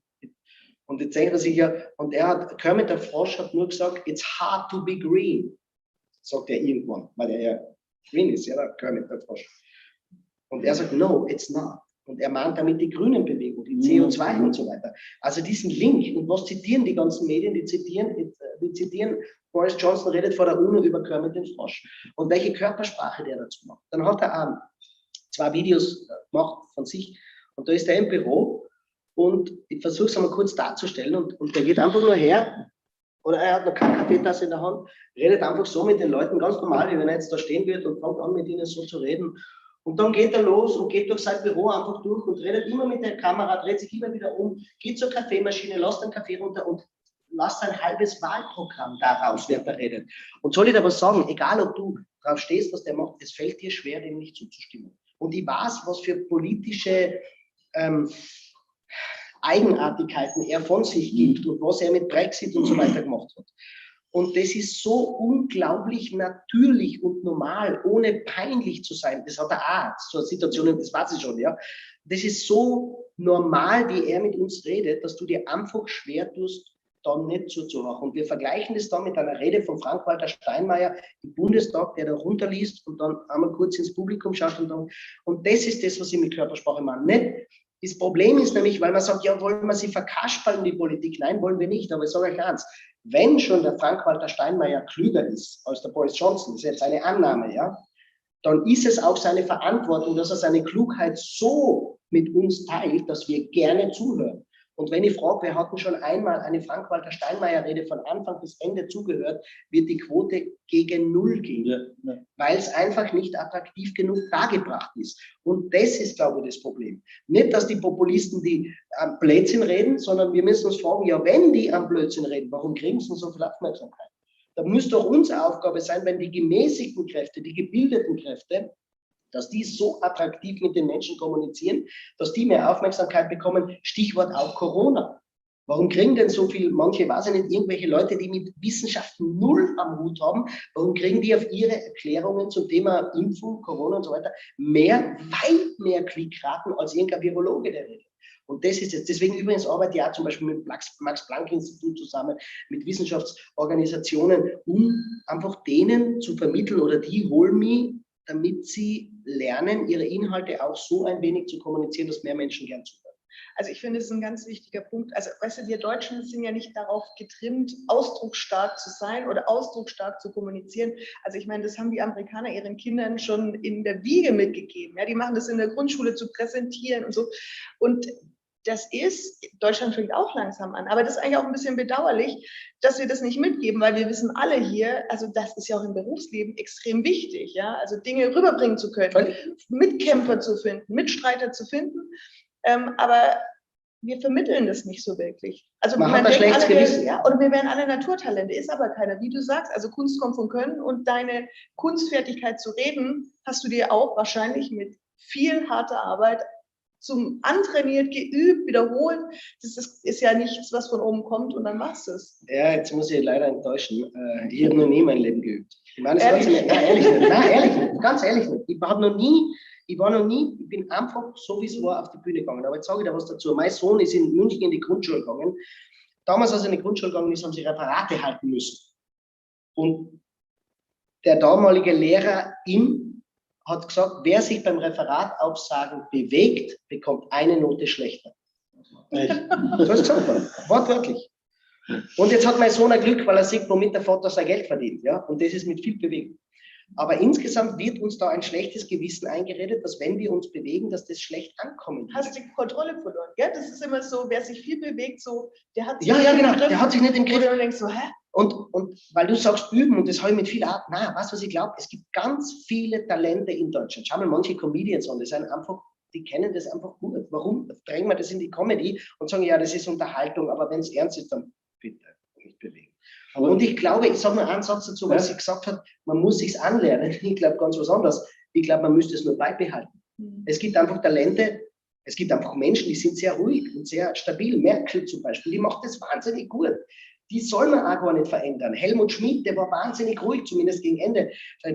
Und es gibt aber auch manche, die sind total bewegt und die glauben, ich muss so werden wie die Angela Merkel. Nein, du sollst einfach nur so bleiben und die müssten auch nichts üben, die müssten es nur so machen. Also ihr seine eigenen Talente unterstreichen ihr durch die Körpersprache, aber nicht was Neues sich an. Und das mache ich mit den Leuten in allen Seminaren. Ich schaue sie genau an und wenn einer ganz ruhig ist, dann versuche ich nur das, dass er stolz auf das ist und dass das genau bleibt und ein bisschen die Range erweitern. Zum Beispiel, dass der ruhige Mensch auch einmal die Augenbrauen hebt. Stellt euch einmal vor, die Merkel würde die Augenbrauen heben, du musst ihr Papageien auf die Hände setzen, dass die einmal die Augenbrauen hebt. Ja?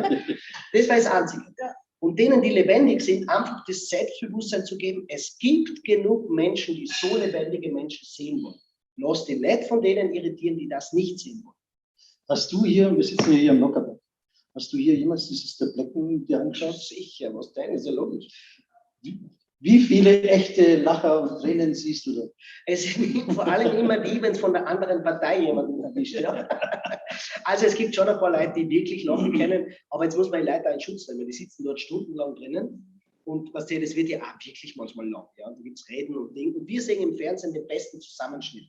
Und dann fährt die Kamera genau auf den hin, in dem Moment, wo es schon lang ist. Und dann wundern wir uns, warum der nicht lacht. Sei mal nicht ungerecht.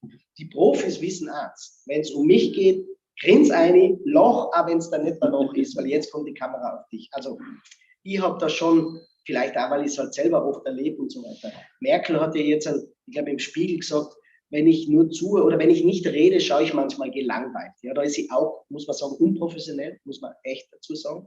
Das hätte man sich angewöhnen können, weil das Bild einfach so stark wirkt. Ja? Weil das Bild, wenn jemand halt dann so drinnen ist, haben wir das Gefühl, das interessiert den nicht.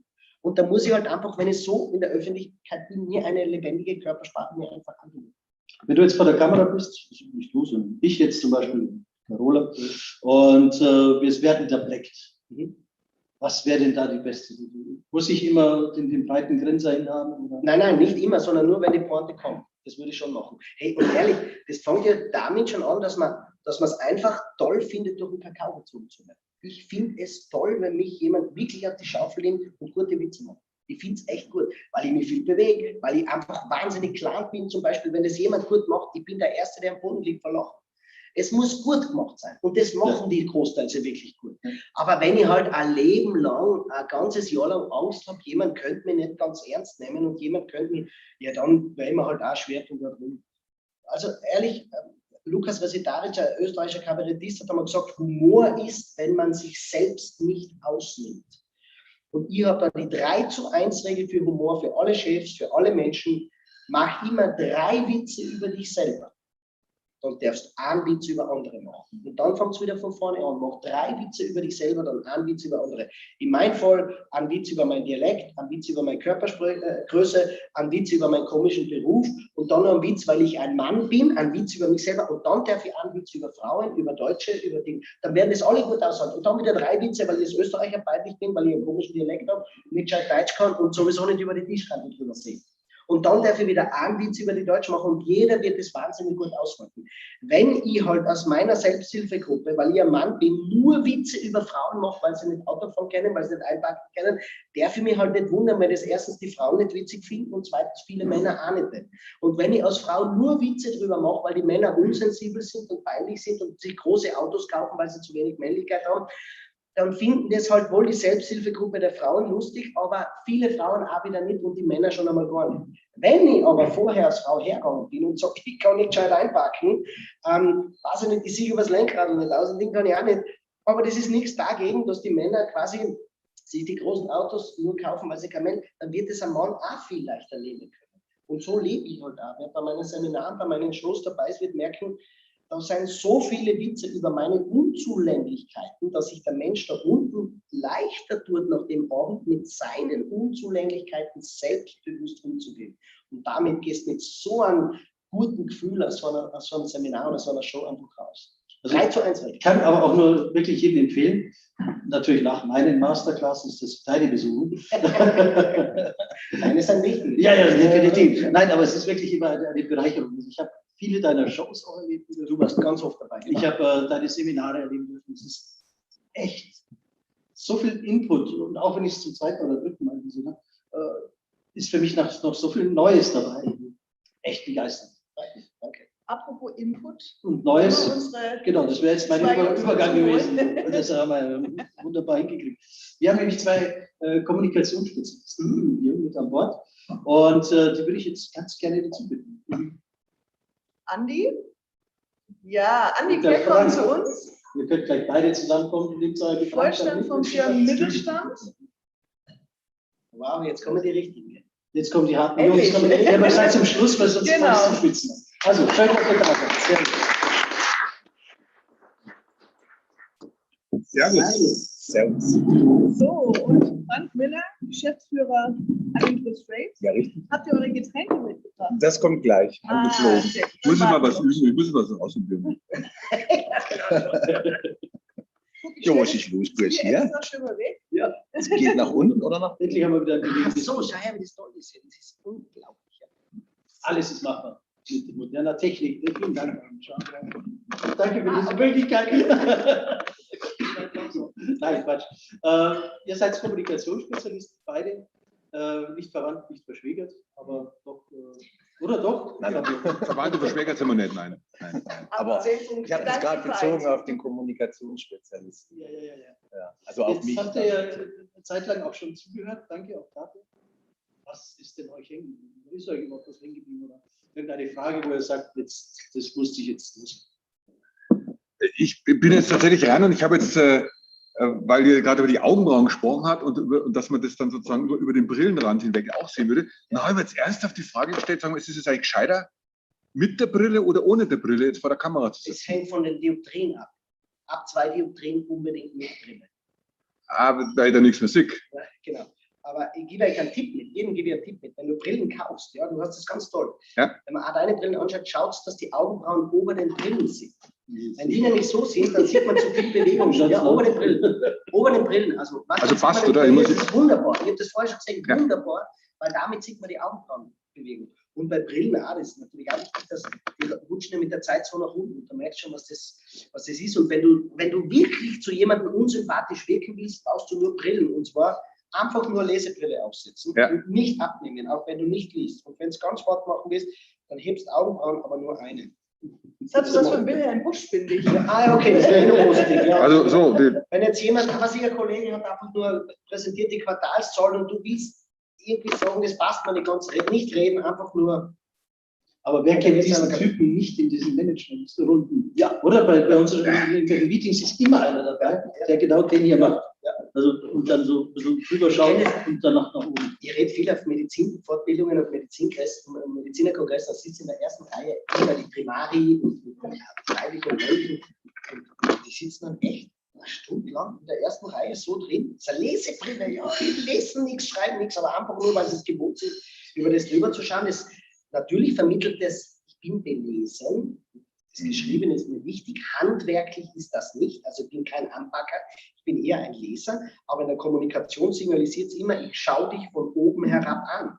Das heißt, wenn du sympathisch wirken willst, ganz wichtig, gib die Brille. Ganz wichtig. Also nicht die jetzt, nicht die. auch die nicht, nur die Lesebrille. Ich rede nur von der Lesebrille. Also ich kann ja jetzt auch ohne die noch was sehen. Ja. Also Ich lasse jetzt auch. das ist auch drauf, lass uns da beide drauf. Also Was für ein Kommunikationsspitze? Frank? Was für ein Kommunikationsspitze? Ja, ich mache Marketing, digitales Marketing vornehmen. Ich habe das gelernt in den 90er Jahren schon. Letztendlich habe ich meinen Beruf oder mein Hobby zum Beruf gemacht und das mache ich bis heute mit Leidenschaft und deswegen mache ich es, glaube ich, auch ganz gut, weil es mir einfach Freude macht.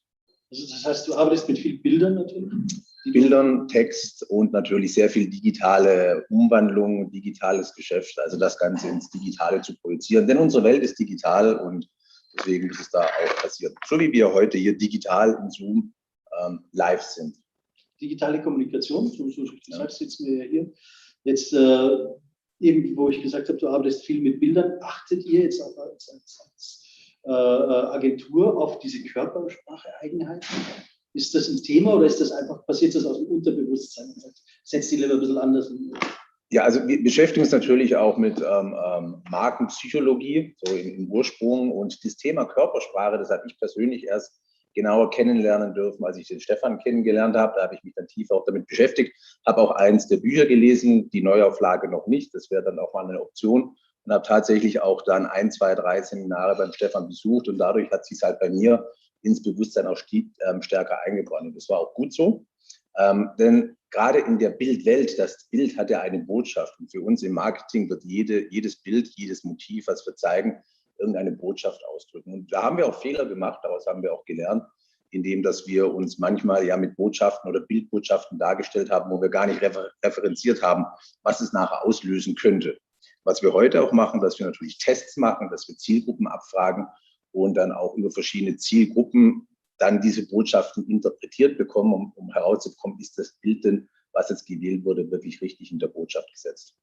Was mich natürlich auch interessiert, also ich meine, digital nimmt ja auch viel weg. Also man hat jetzt wieder rausgefunden, bei den Frauenstimmen, da gehen irgendwie diese Frequenzbereiche am Rande weg, dadurch klingen die irgendwie nicht so gut. Wie kompensiert ihr denn sowas? Also diese digitale Welt, die da vielleicht ein bisschen Emotionen rausnimmt, weil es halt eine Dimension weniger hat und so. Was sind da so eure Tricks oder euer Handwerkszeug, mit dem ihr das begegnet? Ja, also Emotion ist ein ganz wichtiges nachher in der Kommunikation und Emotion befriedigt der eins, nämlich die Bedürfnisse der Menschen. Und da kommt es nachher darauf an, eben mit Bildsprache und vor allem dann auch im Bewegtbild versuchen, die Emotionen aufzubauen, die notwendig ist, um den Bedürfnissen gerecht zu werden, die wir in den Zielgruppen erkennen. Und dabei geht es natürlich auch sehr stark um Relevanz schaffen durch Kontext. Und also es geht nicht nur um die Bildbotschaft und dann das Randrauschen, was du meinst, sondern auch wirklich Kontext zu schaffen und dadurch Relevanz zu bekommen, dass dann die Menschen, die wir ansprechen wollen, tatsächlich dann auch angesprochen werden, emotional. Wenn du solche technischen Anführungszeichen Probleme ansprichst, ist es natürlich klar, einfach mal das Bewusstsein zu haben, dass das möglicherweise ein Thema ist und dann halt auch darauf zu achten, dass man genau dieses technische Manko versucht auch auszugleichen, dass ich halt darauf achte, ein gescheites Mikrofon zu haben, zu benutzen, gegebenenfalls auch eine Videokamera, die auf Augenhöhe ist, aber mit diesen Effekt halt auch möglicherweise so einzustellen, dass man vielleicht auch die Hände sieht, ne? Dass man da einfach was rüberbringt. Das hilft dann schon ungemein. Und natürlich, mit mir als jemand, der sehr viel mit Text arbeitet, ist es natürlich schmerzhaft, immer wieder mitzukriegen, dass so ein Bild viel mehr sagt als 1000 Worte. Also schreibst du die Finger wund und dann ist ein Bild dazu und das macht dann eigentlich die Show. Und dein ganzer Text ist eigentlich nur ein Bruchteil von dem Wert, was das die Gesamtkomposition ausmacht. Aber so ist es halt. Gell? Manchmal ist es aber auch von Vorteil. Also bei den Texten, wenn ich die so. Er muss halt auch gelesen werden können, ja. Der Text. Das ist auch genauso wie die Bildbotschaft, auch die Textbotschaft. Und gerade in der digitalen Welt komprimiert, aber trotzdem mit der Qualität dessen, was man erzählen möchte. Und das ist die große Kunst daran, Text eben so komprimiert rüberzubringen, dass er eben das noch überträgt, was man. Ich habe gleich eine Frage, weil Andi gerade gesagt hat, 5% Text und der Rest ist Bild. Gibt es eine prozentuale Aufteilung, was einen Menschen ausmacht? Wie viel Prozent ist es, sagen wir, die Körpersprache? Wie viel ist es das Aussehen? Wie viel ist es die Stimme? Gibt es da so eine Einteilung? Ich muss jetzt wieder mit der Wissenschaftskeule daherkommen. Da wird ja ganz viel falsch zitiert, was hier die Körpersprache wäre, der Großteil und Ding wäre nur 5-7%. Da werden Studien falsch zitiert, meistens von Menschen, die die Studien nicht gelesen haben. Ich kann nur eins sagen, du hast das wunderbar dargestellt, und zwar, ihr redet immer von Emotionalität, ihr zwei. Ihr habt genau recht, und zwar Worte bringen Daten, Fakten, Inhalte. Aber die sind wertlos, weil wenn ich jetzt, weiß ich nicht, zu dir sage, wir treffen uns morgen um 16 Uhr, dann ist das Inhalt, das kann ich mit Körpersprache nicht vortanzen. 16 Uhr Körpersprache zu zeigen, schwierig. 15:59 wird die. Ja, geht besser, aber Ja, das kann man schon machen. Gell? kann ich nicht, genau. Aber was, wenn ich dir, ob ich mich auf den Termin freue, ob ich Angst habe vor dem Termin oder habe mich total angeödet den Termin, das können Worte nie sagen. Weil ich kann natürlich sagen, ich freue mich auf den Termin sehr. Dann habe ich jetzt, wenn du das geschrieben hättest, dann wäre das völlig okay gewesen. Aber die Emotionalität entsteht erst durch die Körpersprache. Und das heißt, das Bild zusammen mit der Körpersprache, das Bild zusammen mit dem Wort ist das Wichtige. Und deswegen kann man nicht sagen, ist Wort wichtiger als Körpersprache, weil Wort kann etwas, nämlich Inhalte, was Körpersprache nicht kann. Das heißt, ich kann auch nicht sagen, ist das wichtiger oder weniger, das kann etwas, was das andere gar nicht ersetzen kann. Körpersprache wiederum ist Emotionalität. Also jeder, der sagt, ich will nur Fakten haben, der will nicht nur Fakten, sondern der will Glaubwürdigkeit haben eigentlich. Der will das Gefühl haben, ich glaube dem. Aber das ist wiederum wieder Emotionalität. Wenn du zu einem Arzt gehst, entscheidest du im ersten Moment, glaube ich dem Arzt an seine Bewegungen, wie er dich anfasst oder glaube ich nicht. Und dann wirst du seinen Vorschlägen folgen. Das ist ja eure Kernaufgabe Es eigentlich. geht ja nachher, und das will ich nur kurz kommentieren, es geht ja auch um in dem Glauben, um nachher Vertrauen aufzubauen mit den Aussagen. Und auch gerade in der Werbung, und ich will es ja nicht nur Werbung, sondern wirklich in dem Marketing, in den Botschaften, die wir aussenden, geht es wirklich um Vertrauen auszusenden. Und da sind wir wieder bei dem Thema Marke. Welches Vertrauen kann eine Marke auch tatsächlich schaffen, damit es glaubwürdig bleibt? Es ist spannend, was du gerade gesagt hast, Stefan, insbesondere ein Aspekt noch dazu. Wenn du Text schreibst, ist es dann deswegen auch wahnsinnig relevant, ob du einen Text schreibst, der sozusagen als Text standalone in einem Magazin oder in einem Buch steht. Ja, weil da hast du natürlich auch die Aufgabe, wenn du einen guten Text schreibst, gegebenenfalls, oder je nachdem, was du damit bewirken willst. Ja, aber wenn du damit eine Wirkung erzielen willst, natürlich auch dem eine Emotionalität mitzugeben. Also bei jeder E-Mail, die du nur schreibst, was in der Regel nur Textform ist, ja, ist es schon auch die Art und Weise, wie du schreibst, kannst du Emotionen mit transportieren. Das, was du gerade gesagt hast, ich freue mich auf den Termin, sehr, wäre eine ganz andere Verstärkung in dem Text, die Betonung auf das Sehr, oder ich freue mich sehr auf den Termin. Ganz anderer Duktus, eine andere Auswahl. Also man kann auch bei nur Text sich da wahnsinnig viel Mühe geben. Anders ist es natürlich, wenn du jetzt einen Text schreibst, der mit Video kombiniert wird, also keine Ahnung, Skript machst für eine Videoproduktion, dann musst du natürlich immer die Wirkung des Bildes mit berücksichtigen, auch wenn du eine Anzeige hast oder ein Banner oder wie auch immer, diese Bild-Text-Kombination, das musst du dann konzeptionell berücksichtigen, um dann die emotionale Wirkung zu haben. Also nur so mal by the way, ganz relevant, in welchem Kontext steht das jeweilige, Genau, den Kontext. Das ist der von dem Und ich glaube, es ist auch wichtig zu erkennen, dass geschriebenes Wort, weil ja viel in Unternehmen wird per E-Mail und per WhatsApp kommuniziert, da wird einfach vergessen, dass die Missverständnisse wahnsinnig hoch sind. Ich freue mich auf den Termin und sage, ja, ich bin da, schreibe ich nur. Und dabei wollte ich sagen, ich bin gerne da, ich freue mich total.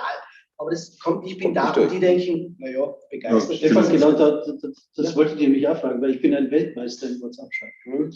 Und ich glaube, du kennst mich ja ein bisschen und wir ja auch. Ich meine immer sehr viel, ein bisschen mit Sarkasmus, mit Augen, mit Schmäh. Ja, mit Schmäh. Und das funktioniert halt auch über WhatsApp nicht. Ne? Weil dann denke ich, da tippe ich irgendwas rein, da habe ich vielleicht noch ein zweites hintereinander, damit ich hoffe, dass der andere das versteht, kommt aber nie so an. Na, nie glaube ich jetzt nicht, bei mir kommt es oft an, aber warum? Weil ich ihn kenne, den Werner. Und damit weiß ich genau, wie er es macht. Und du kennst ihn auch. Ja? Wenn ich jetzt dann sage, naja, weiß ich nicht, mit den Schuhen ist in Österreich aber nicht mehr reingelassen. Also muss man sagen, er hat bayerische Schuhe, wo Digi-Wiesen draufsteht. Ja? Und er hat eigentlich österreichische Wurzeln. Ja? Das würde er jetzt verstehen, wahrscheinlich den Humor. Aber wenn ich das jemand anderen schreibe, sagt der, warum soll ich nicht mehr nach Österreich dürfen wegen der Schuhe? Aber was du jetzt im Nebensatz gesagt hast, Leute, ich sage es ein Business, unterschätzt Emojis nicht. Und jetzt denken sich, naja, Entschuldigung, wir sind Deutsche, wir verwenden keine Emojis, wir wollen sachlich bleiben und so. Ich sage nicht, dass man alles nur mehr durch mit Herzchen und Blümchen und so weiter macht, aber im richtigen Moment ein Zwinker-Smiley, im richtigen Moment ein Tränenlach-Smiley, im richtigen Moment das Smiley zu machen, signalisiert, ich meine das ironisch. Und das ist einfach eine Riesenkrücke, wenn die Körpersprache fehlt, Humor kommt schlechter an, Ernsthaftigkeit, auch vielleicht Betrübtheit kommt wahnsinnig schlecht an, weil wenn ich einfach sage, ja, das tut mir jetzt leid. Das kann natürlich ironisch gemeint sein, ich kann sagen, na, das tut mir jetzt aber leid. Ja? Oder es kann echt gemeint sein, es tut mir leid. Deswegen finde ich ich weiß nicht, ob dieses nur eine Apple-Welt ist, aber diese Emoticons, die du sozusagen anpasst, da gibst du denen ein Stilbild. Ich habe mir da auch eins gebastelt mit so ein bisschen roten Kappe und ein bisschen ein 3-Tage-Bart und so einen ähnlichen Brillen. Ja, ich schaue da tatsächlich deutlich jünger aus, aber ich habe es nicht. Also, geht ja nicht. Das Problem war, ich wollte es natürlich schon, ich wollte schon ein bisschen natürlich machen, aber es war halt nur diese Auswahl, aber man versucht, und die haben dann auch so ganz vorgefertigte Dinge, die dann da so, die finde ich schon ziemlich cool, da kommt einiges rüber und man sieht, auch wenn es einigermaßen nett eingestellt ist, hast du schon ein bisschen die Persönlichkeit damit mit reingespielt. Auch witzig ist übrigens diese, wo du dann dir wirklich mit deiner Mimik, mit deiner Gestik aus einer Giraffe raus antwortest sowas. Da kannst du auch ganz viele sehr, sehr witzige Sachen machen. Also die Zukunft hingeht. Dann steige ich aus bei der Giraffe. Na, die Zukunft habe ich hier mit IT gesprochen, und zwar, das werden Hologramme werden. Ja. Zumindest geht man dorthin. Ja. Das heißt, das Navigationssystem im Auto ist nicht mehr eine Dame oder Herr, der da rausspricht, sondern sitzt tatsächlich am Beifahrersitz ein Hologramm und der sagt, fahr jetzt da links und fahr jetzt da rechts. Und so wird es wohl auch gehen, das Emoticon wird dann irgendwann quasi aus dem Handy heraus sein, über Brille oder was auch immer, und du stehst dann auch wirklich dort. Und dann ist es natürlich schon angenehm, weil du hast dann die Botschaft und am Schluss machst du dann, und jeder weiß, das mal zum Humor von dir. Ja. Aber nutzt ihr Emojis in der Geschäftskommunikation? Also das unterstreicht ja wirklich die Message. Ja. Ob Ärger, Lob oder Humor oder Schmäh, also dafür gibt es die ja. Und also ich mache das mit Gehaltskürzen. So, das ist da, und habe ich gar nicht nachgedacht. Aber dann müssen wir mal rausschneiden. Mit dem Hologramm finde ich natürlich auch furchtbar. Ja. Aber ich will dir jetzt was Ergänzendes dazu sagen. Ich habe ja relativ wenig Mitarbeiter. Ich bin ein Kleinkrämer aus Überzeugung. Ich brauche aber immer wieder wen, wenn ich unterwegs bin. Und ich habe das einmal in Social Media ausgeschrieben und da habe ich gedacht, da werden sich 2, 3 Leute melden. Von Kiel bis Südtirol, alles was Deutsch spricht, hat sich gemeldet, wir wollen mit dir mitreisen, will mitreisen. Und da weiß natürlich nicht, wen sollst du nehmen. Mir ist Fortbildung, also was die Leute für Ausbildung haben, völlig egal, die müssen gern mit Menschen kommunizieren. Und Arne schreibt mir, aus geografisch völlig unpassend, aus Lübeck, schreibt mir zurück, Ja, mit ganz vielen mit ganz vielen ich will unbedingt dabei sein und viele Rufezeichen. Wo kann ich mich melden? Schreibt den Namen drunter und bei der haben wir uns gemeldet und dieses Wort. Die hat eine Begeisterung in die E-Mail, in die Worte reingebracht. Wenn die, und die anderen haben alle geschrieben, ich habe die und die Ausbildung, habe das und das schon gemacht, ich habe die und die Erfahrung und so weiter, was die so trüge. Dabei ist es ja darum gegangen, die sehen ja mich, die Leute, die kennen mich ja von Social Media und so weiter. Die haben einfach mit Buchstaben, mit den Worten eine Emotionalität drüber gebracht. Ich denke jetzt gerade an eine Werbebotschaft. Ja? Wenn da nur jemand schreiben würde, ja, der würde auf das Plakat wahrscheinlich mehr schreiben, als jemand schreibt 5 Fakten drunter. Und ich glaube, das ist es, was man mit Worten machen kann. In der Kommunikation, sozusagen in der Werbung, wenn man mal jetzt das so populär fasst, geht es ja da immer darum, du willst eine Wirkung erzielen. Du machst den ganzen Schmarrn ja, damit du irgendeine Wirkung erzielst. Viele machen sich zu wenig Gedanken, welche Wirkung sie erzielen wollen. Und deswegen wirkt es halt dann auch nicht so. Oder es wirkt auch nicht so, wie sie es gerade wollen, weil sie sich den Gedanken überhaupt nicht machen. Ne? Und dann musste man das sicherlich auch mitnehmen bei der Planung, die Ebenen, auf der Wirkung passiert. Das ist eben mehrere Ebenen. Das ist die Emotion, ganz, ganz wichtig, aber natürlich dann auch die Ratio hinterher. Und die Ebene eben Bild, Text, also Inhalte, Informationen, das, was so oberhalb und unterhalb der Wasserlinie so mitschwimmt, das komplett sozusagen zu konzipieren, daraus ein Konzept zu machen. Das ist eigentlich dann die hohe Kunst. Und das ist in der Regel einfach auch viel Arbeit. Aber dann eben nicht nur schnell sagt, ich hau mal einen coolen Spruch raus, sondern man muss halt schon auch die Wirkung analysieren und vorplanen, gegebenenfalls auch mal testen. Frank hat es ja schon gesagt, dass man immer wieder mal auch Dinge testen muss, weil bei aller Erfahrung und bei aller Genialität, die auch ich natürlich habe, an der Stelle bist du, nein, kannst du dir nicht sicher sein. Kannst du dir nicht sicher sein.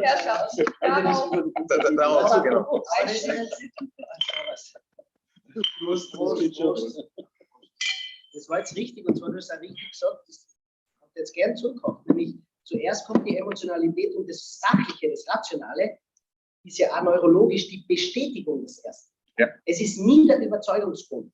Ja. Das heißt, ich kaufe mir das technisch tolle Ding, oder wenn eine Firma glaubt, wir sind so toll und niemand bringt das technisch hin, das glaube ich erst, wenn ich vorher Vertrauen zu der Publikum habe. Ja. Und viele glauben, und das ist auch, glaube ich, dieses deutsche technokratische Denken, wenn ich jetzt Klischees reiten darf, ja, so, wir sind die Besten und deswegen, naja, ich glaube, vorher muss ich Emotionalität, meine Vertrauenswürdigkeit signalisiert haben, also mit der Emotionalität, und dann, das kann ich. Das ist ja wirklich so eine deutsche Krankheit, dieses, ich weiß, dass wir die Besten sind, das müssen die anderen ja spüren oder merken. Ja. Nee, können sie gar nicht. Genau. Du musst raus aus deinem Keller, anders geht's aber. Nein, du entscheidest dich erst aus dem Bauch, das finde ich cool, das mag ich haben. Also deswegen der Spruch ist eigentlich wirklich immer wieder einfach, wie funktioniert Verkaufen? Verkaufen heißt haben wollen erzeugen. Das ist eine emotionale Sache. Die rationale Begründung, ob ich das jetzt haben will, damit ich das von mir selbst, gegenüber meiner Frau, von meinen Kindern, von meinen Geschäftskollegen, von meinem Vorstand, wie auch immer, rechtfertigen kann, das wird nachgeliefert. Deswegen ist es natürlich auch wichtig, gute Argumente zu haben und zu liefern für das. Aber man muss immer wissen, ohne die Emotion dazu wird das vermutlich in ganz, ganz wenigen Fällen funktionieren. Auch haben wollen, was du auch sagst, das ist, hat mich jetzt auch bei der Wahl, muss man jetzt mal ganz ehrlich sagen, keiner erwischt, oder? Haben wollen hat keiner erzeugt. Ja, also maximal erzeugt, den nicht haben wollen. Also ich könnte natürlich ein bisschen politisch werden, ihr wisst ja alle, in welcher Partei ich bin, also das hat schon funktioniert bei mir. Aber es ist bei dir jetzt vorher auch schon funktioniert, du hast keinen Wahlkampf gebraucht. Nein. Genau, der Punkt ist, du hast recht, es ist ja nicht nur deine Meinung, es ist statistisch oder gut belegt mit Umfragen. Bis vor ungefähr 2 Wochen, sind wir gefragt, von wer soll denn Kanzler sein, Scholz, Baerbock oder Laschet oder keiner von denen. Und bei weitem die größte Gruppe war keiner von denen. Erst am Schluss hat sich jetzt dann zu drehen. Und das sagt wahnsinnig viel aus. Ich habe das immer so verglichen in einer Analyse. Das ist wie wenn du zu einem Arzt gehst. Du hast auch, wie du gesagt hast, vorher Vertrauen zum Arzt und dann glaubst du ihm, was er dir inhaltlich sagt. Und bei dem Wahlkampf ist es manchmal so, dass die Leute, wenn das die Ärzte werden, so das Gefühl haben, nach den Ärzten müssen wir nur eine Zweitmeinung erfragen. Wir haben nicht so das endliche Vertrauen. Das Interessante ist heute Abend um 18 Uhr werden wir wahrscheinlich wissen, ob einer von den dreien tatsächlich Kanzler werden wird. Eine ist ja schon sozusagen aus dem Rennen raus. Und ob es wirklich einer von den anderen beiden ist, auch noch nicht raus. Weil der Bundeskanzler wird ja nicht von den Menschen gewählt, die jetzt bis um 18 Uhr Stimme abgeben, sondern am Ende des Tages vom Bundestag. Und da kann heute Abend noch ganz, ganz viel passieren oder in den nächsten Tagen, sagen wir mal, noch sehr, sehr viel passieren, weil sich vielleicht der eine oder andere Partei noch zerlegt aus aus Freudestaumel oder aus Frust raus. Also da ist noch alles Da weit. geht es jetzt wieder um die Rolle, wie stark bist du als Alpha-Tier. Ich glaube, Armin Laschet wird das Stahlbad erst jetzt erleben, weil bis jetzt war ja die Partei ruhig, weil sie noch versucht haben, so gut wie möglich das über die Zielgerade zu bringen. Jetzt wird das Rumoren von Bayern, werden die ersten, werden die laut werden, aber es werden auch andere Ortsverbände laut werden. Das ist die erste Baustelle. Die zweite Baustelle ist, du sitzt bei Koalitionsverhandlungen am einen Tisch, gegenüber sitzen die anderen. Da musst du einfach zeigen, dass du Durchsetzungsfähigkeit hast. Das heißt, zu glauben, dass das alles schon ein gemahte Wiesen ist, wie wir in Österreich sagen, ein genähte Wiese. Ganz klar, ich als Schwäbe. Das ist spannend, aber ich muss auch sagen, es tut mir ein wenig weh, weil ich lebe ja mit Begeisterung in Deutschland, aber wie viele Wochen und Monate da jetzt Energie verbrennt werden wird, bis sich endlich Menschen finden, die dann leidlich wahrscheinlich zusammenpassen werden. Das haben wir schon erlebt. Und ob es dann das ist, was das Wahlergebnis wirklich reflektiert, das wird die andere Frage. Ne? Genau.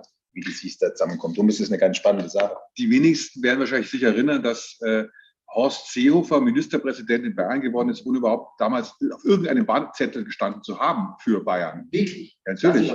Ja, es war damals hat's die CSU war eine herbe Niederlage, da haben sich die in der CSU neu sortiert und dann haben sie den Seehofer gefunden als den kleinsten gemeinsamen oder größten gemeinsamen, wie auch immer, irgendein Nenner, auf den sie sich halt geeinigt haben. Ja? Aber der hat gleich kandidiert für den Landtag, war damals auch im Bundestag und war gleich sogar Bundesminister und ist aus der Rolle raus dann Ministerpräsident geworden, weil das war der einzige Mittelbare. Das bringt mich gleich auch wieder zu einer Eigenwerbung. Susanne Seehofer, seine Tochter, war am Montag bei uns zu Gast.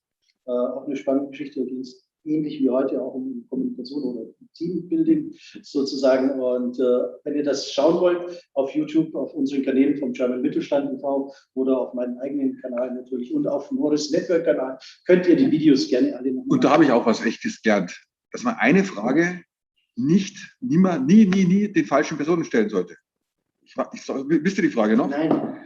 Sag mal, Stefan, wie schaffst du das mit der Vereinbarkeit von Familie und Beruf? Darf man nicht stellen? Dir darf ich es stellen, aber ihr nicht. Habe ich gelernt von der Susanne. Es ist dann mal kein Thema, wenn man es nicht immer der Frau in der Runde diese Frage stellt, sondern es ist an der Stelle die. Das hat mir die Susanne klar gemacht und das fand ich einen sehr, sehr guten Punkt. Das war richtig, danke Susanne, das war bemerkenswert, im wahrsten Sinne des Wortes. Dementsprechend bemerkenswert, das ist schon wieder vorbei. Wirklich? Wir haben es geschafft. Und jetzt hast du noch einen Einzelauftritt.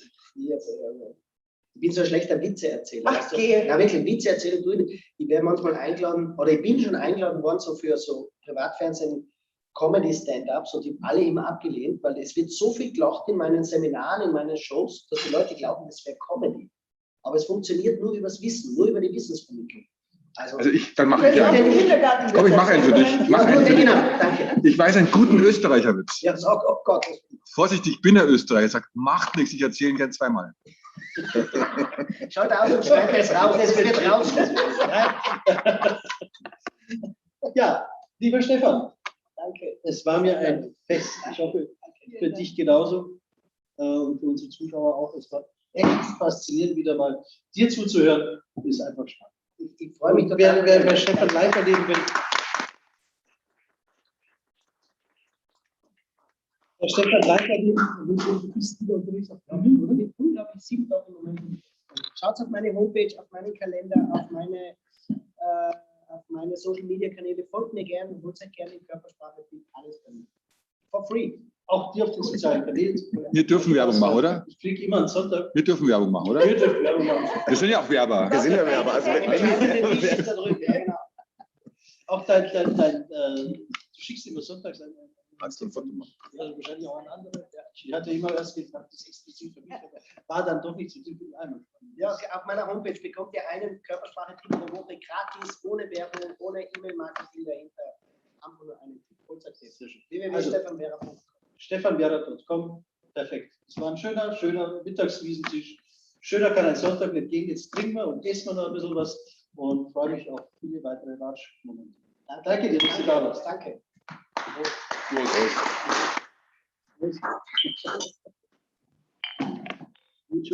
Mucho. Haut's besser raus. So, jetzt muss ich nur ganz. Das war jetzt sehr nett. Wirklich sehr nett.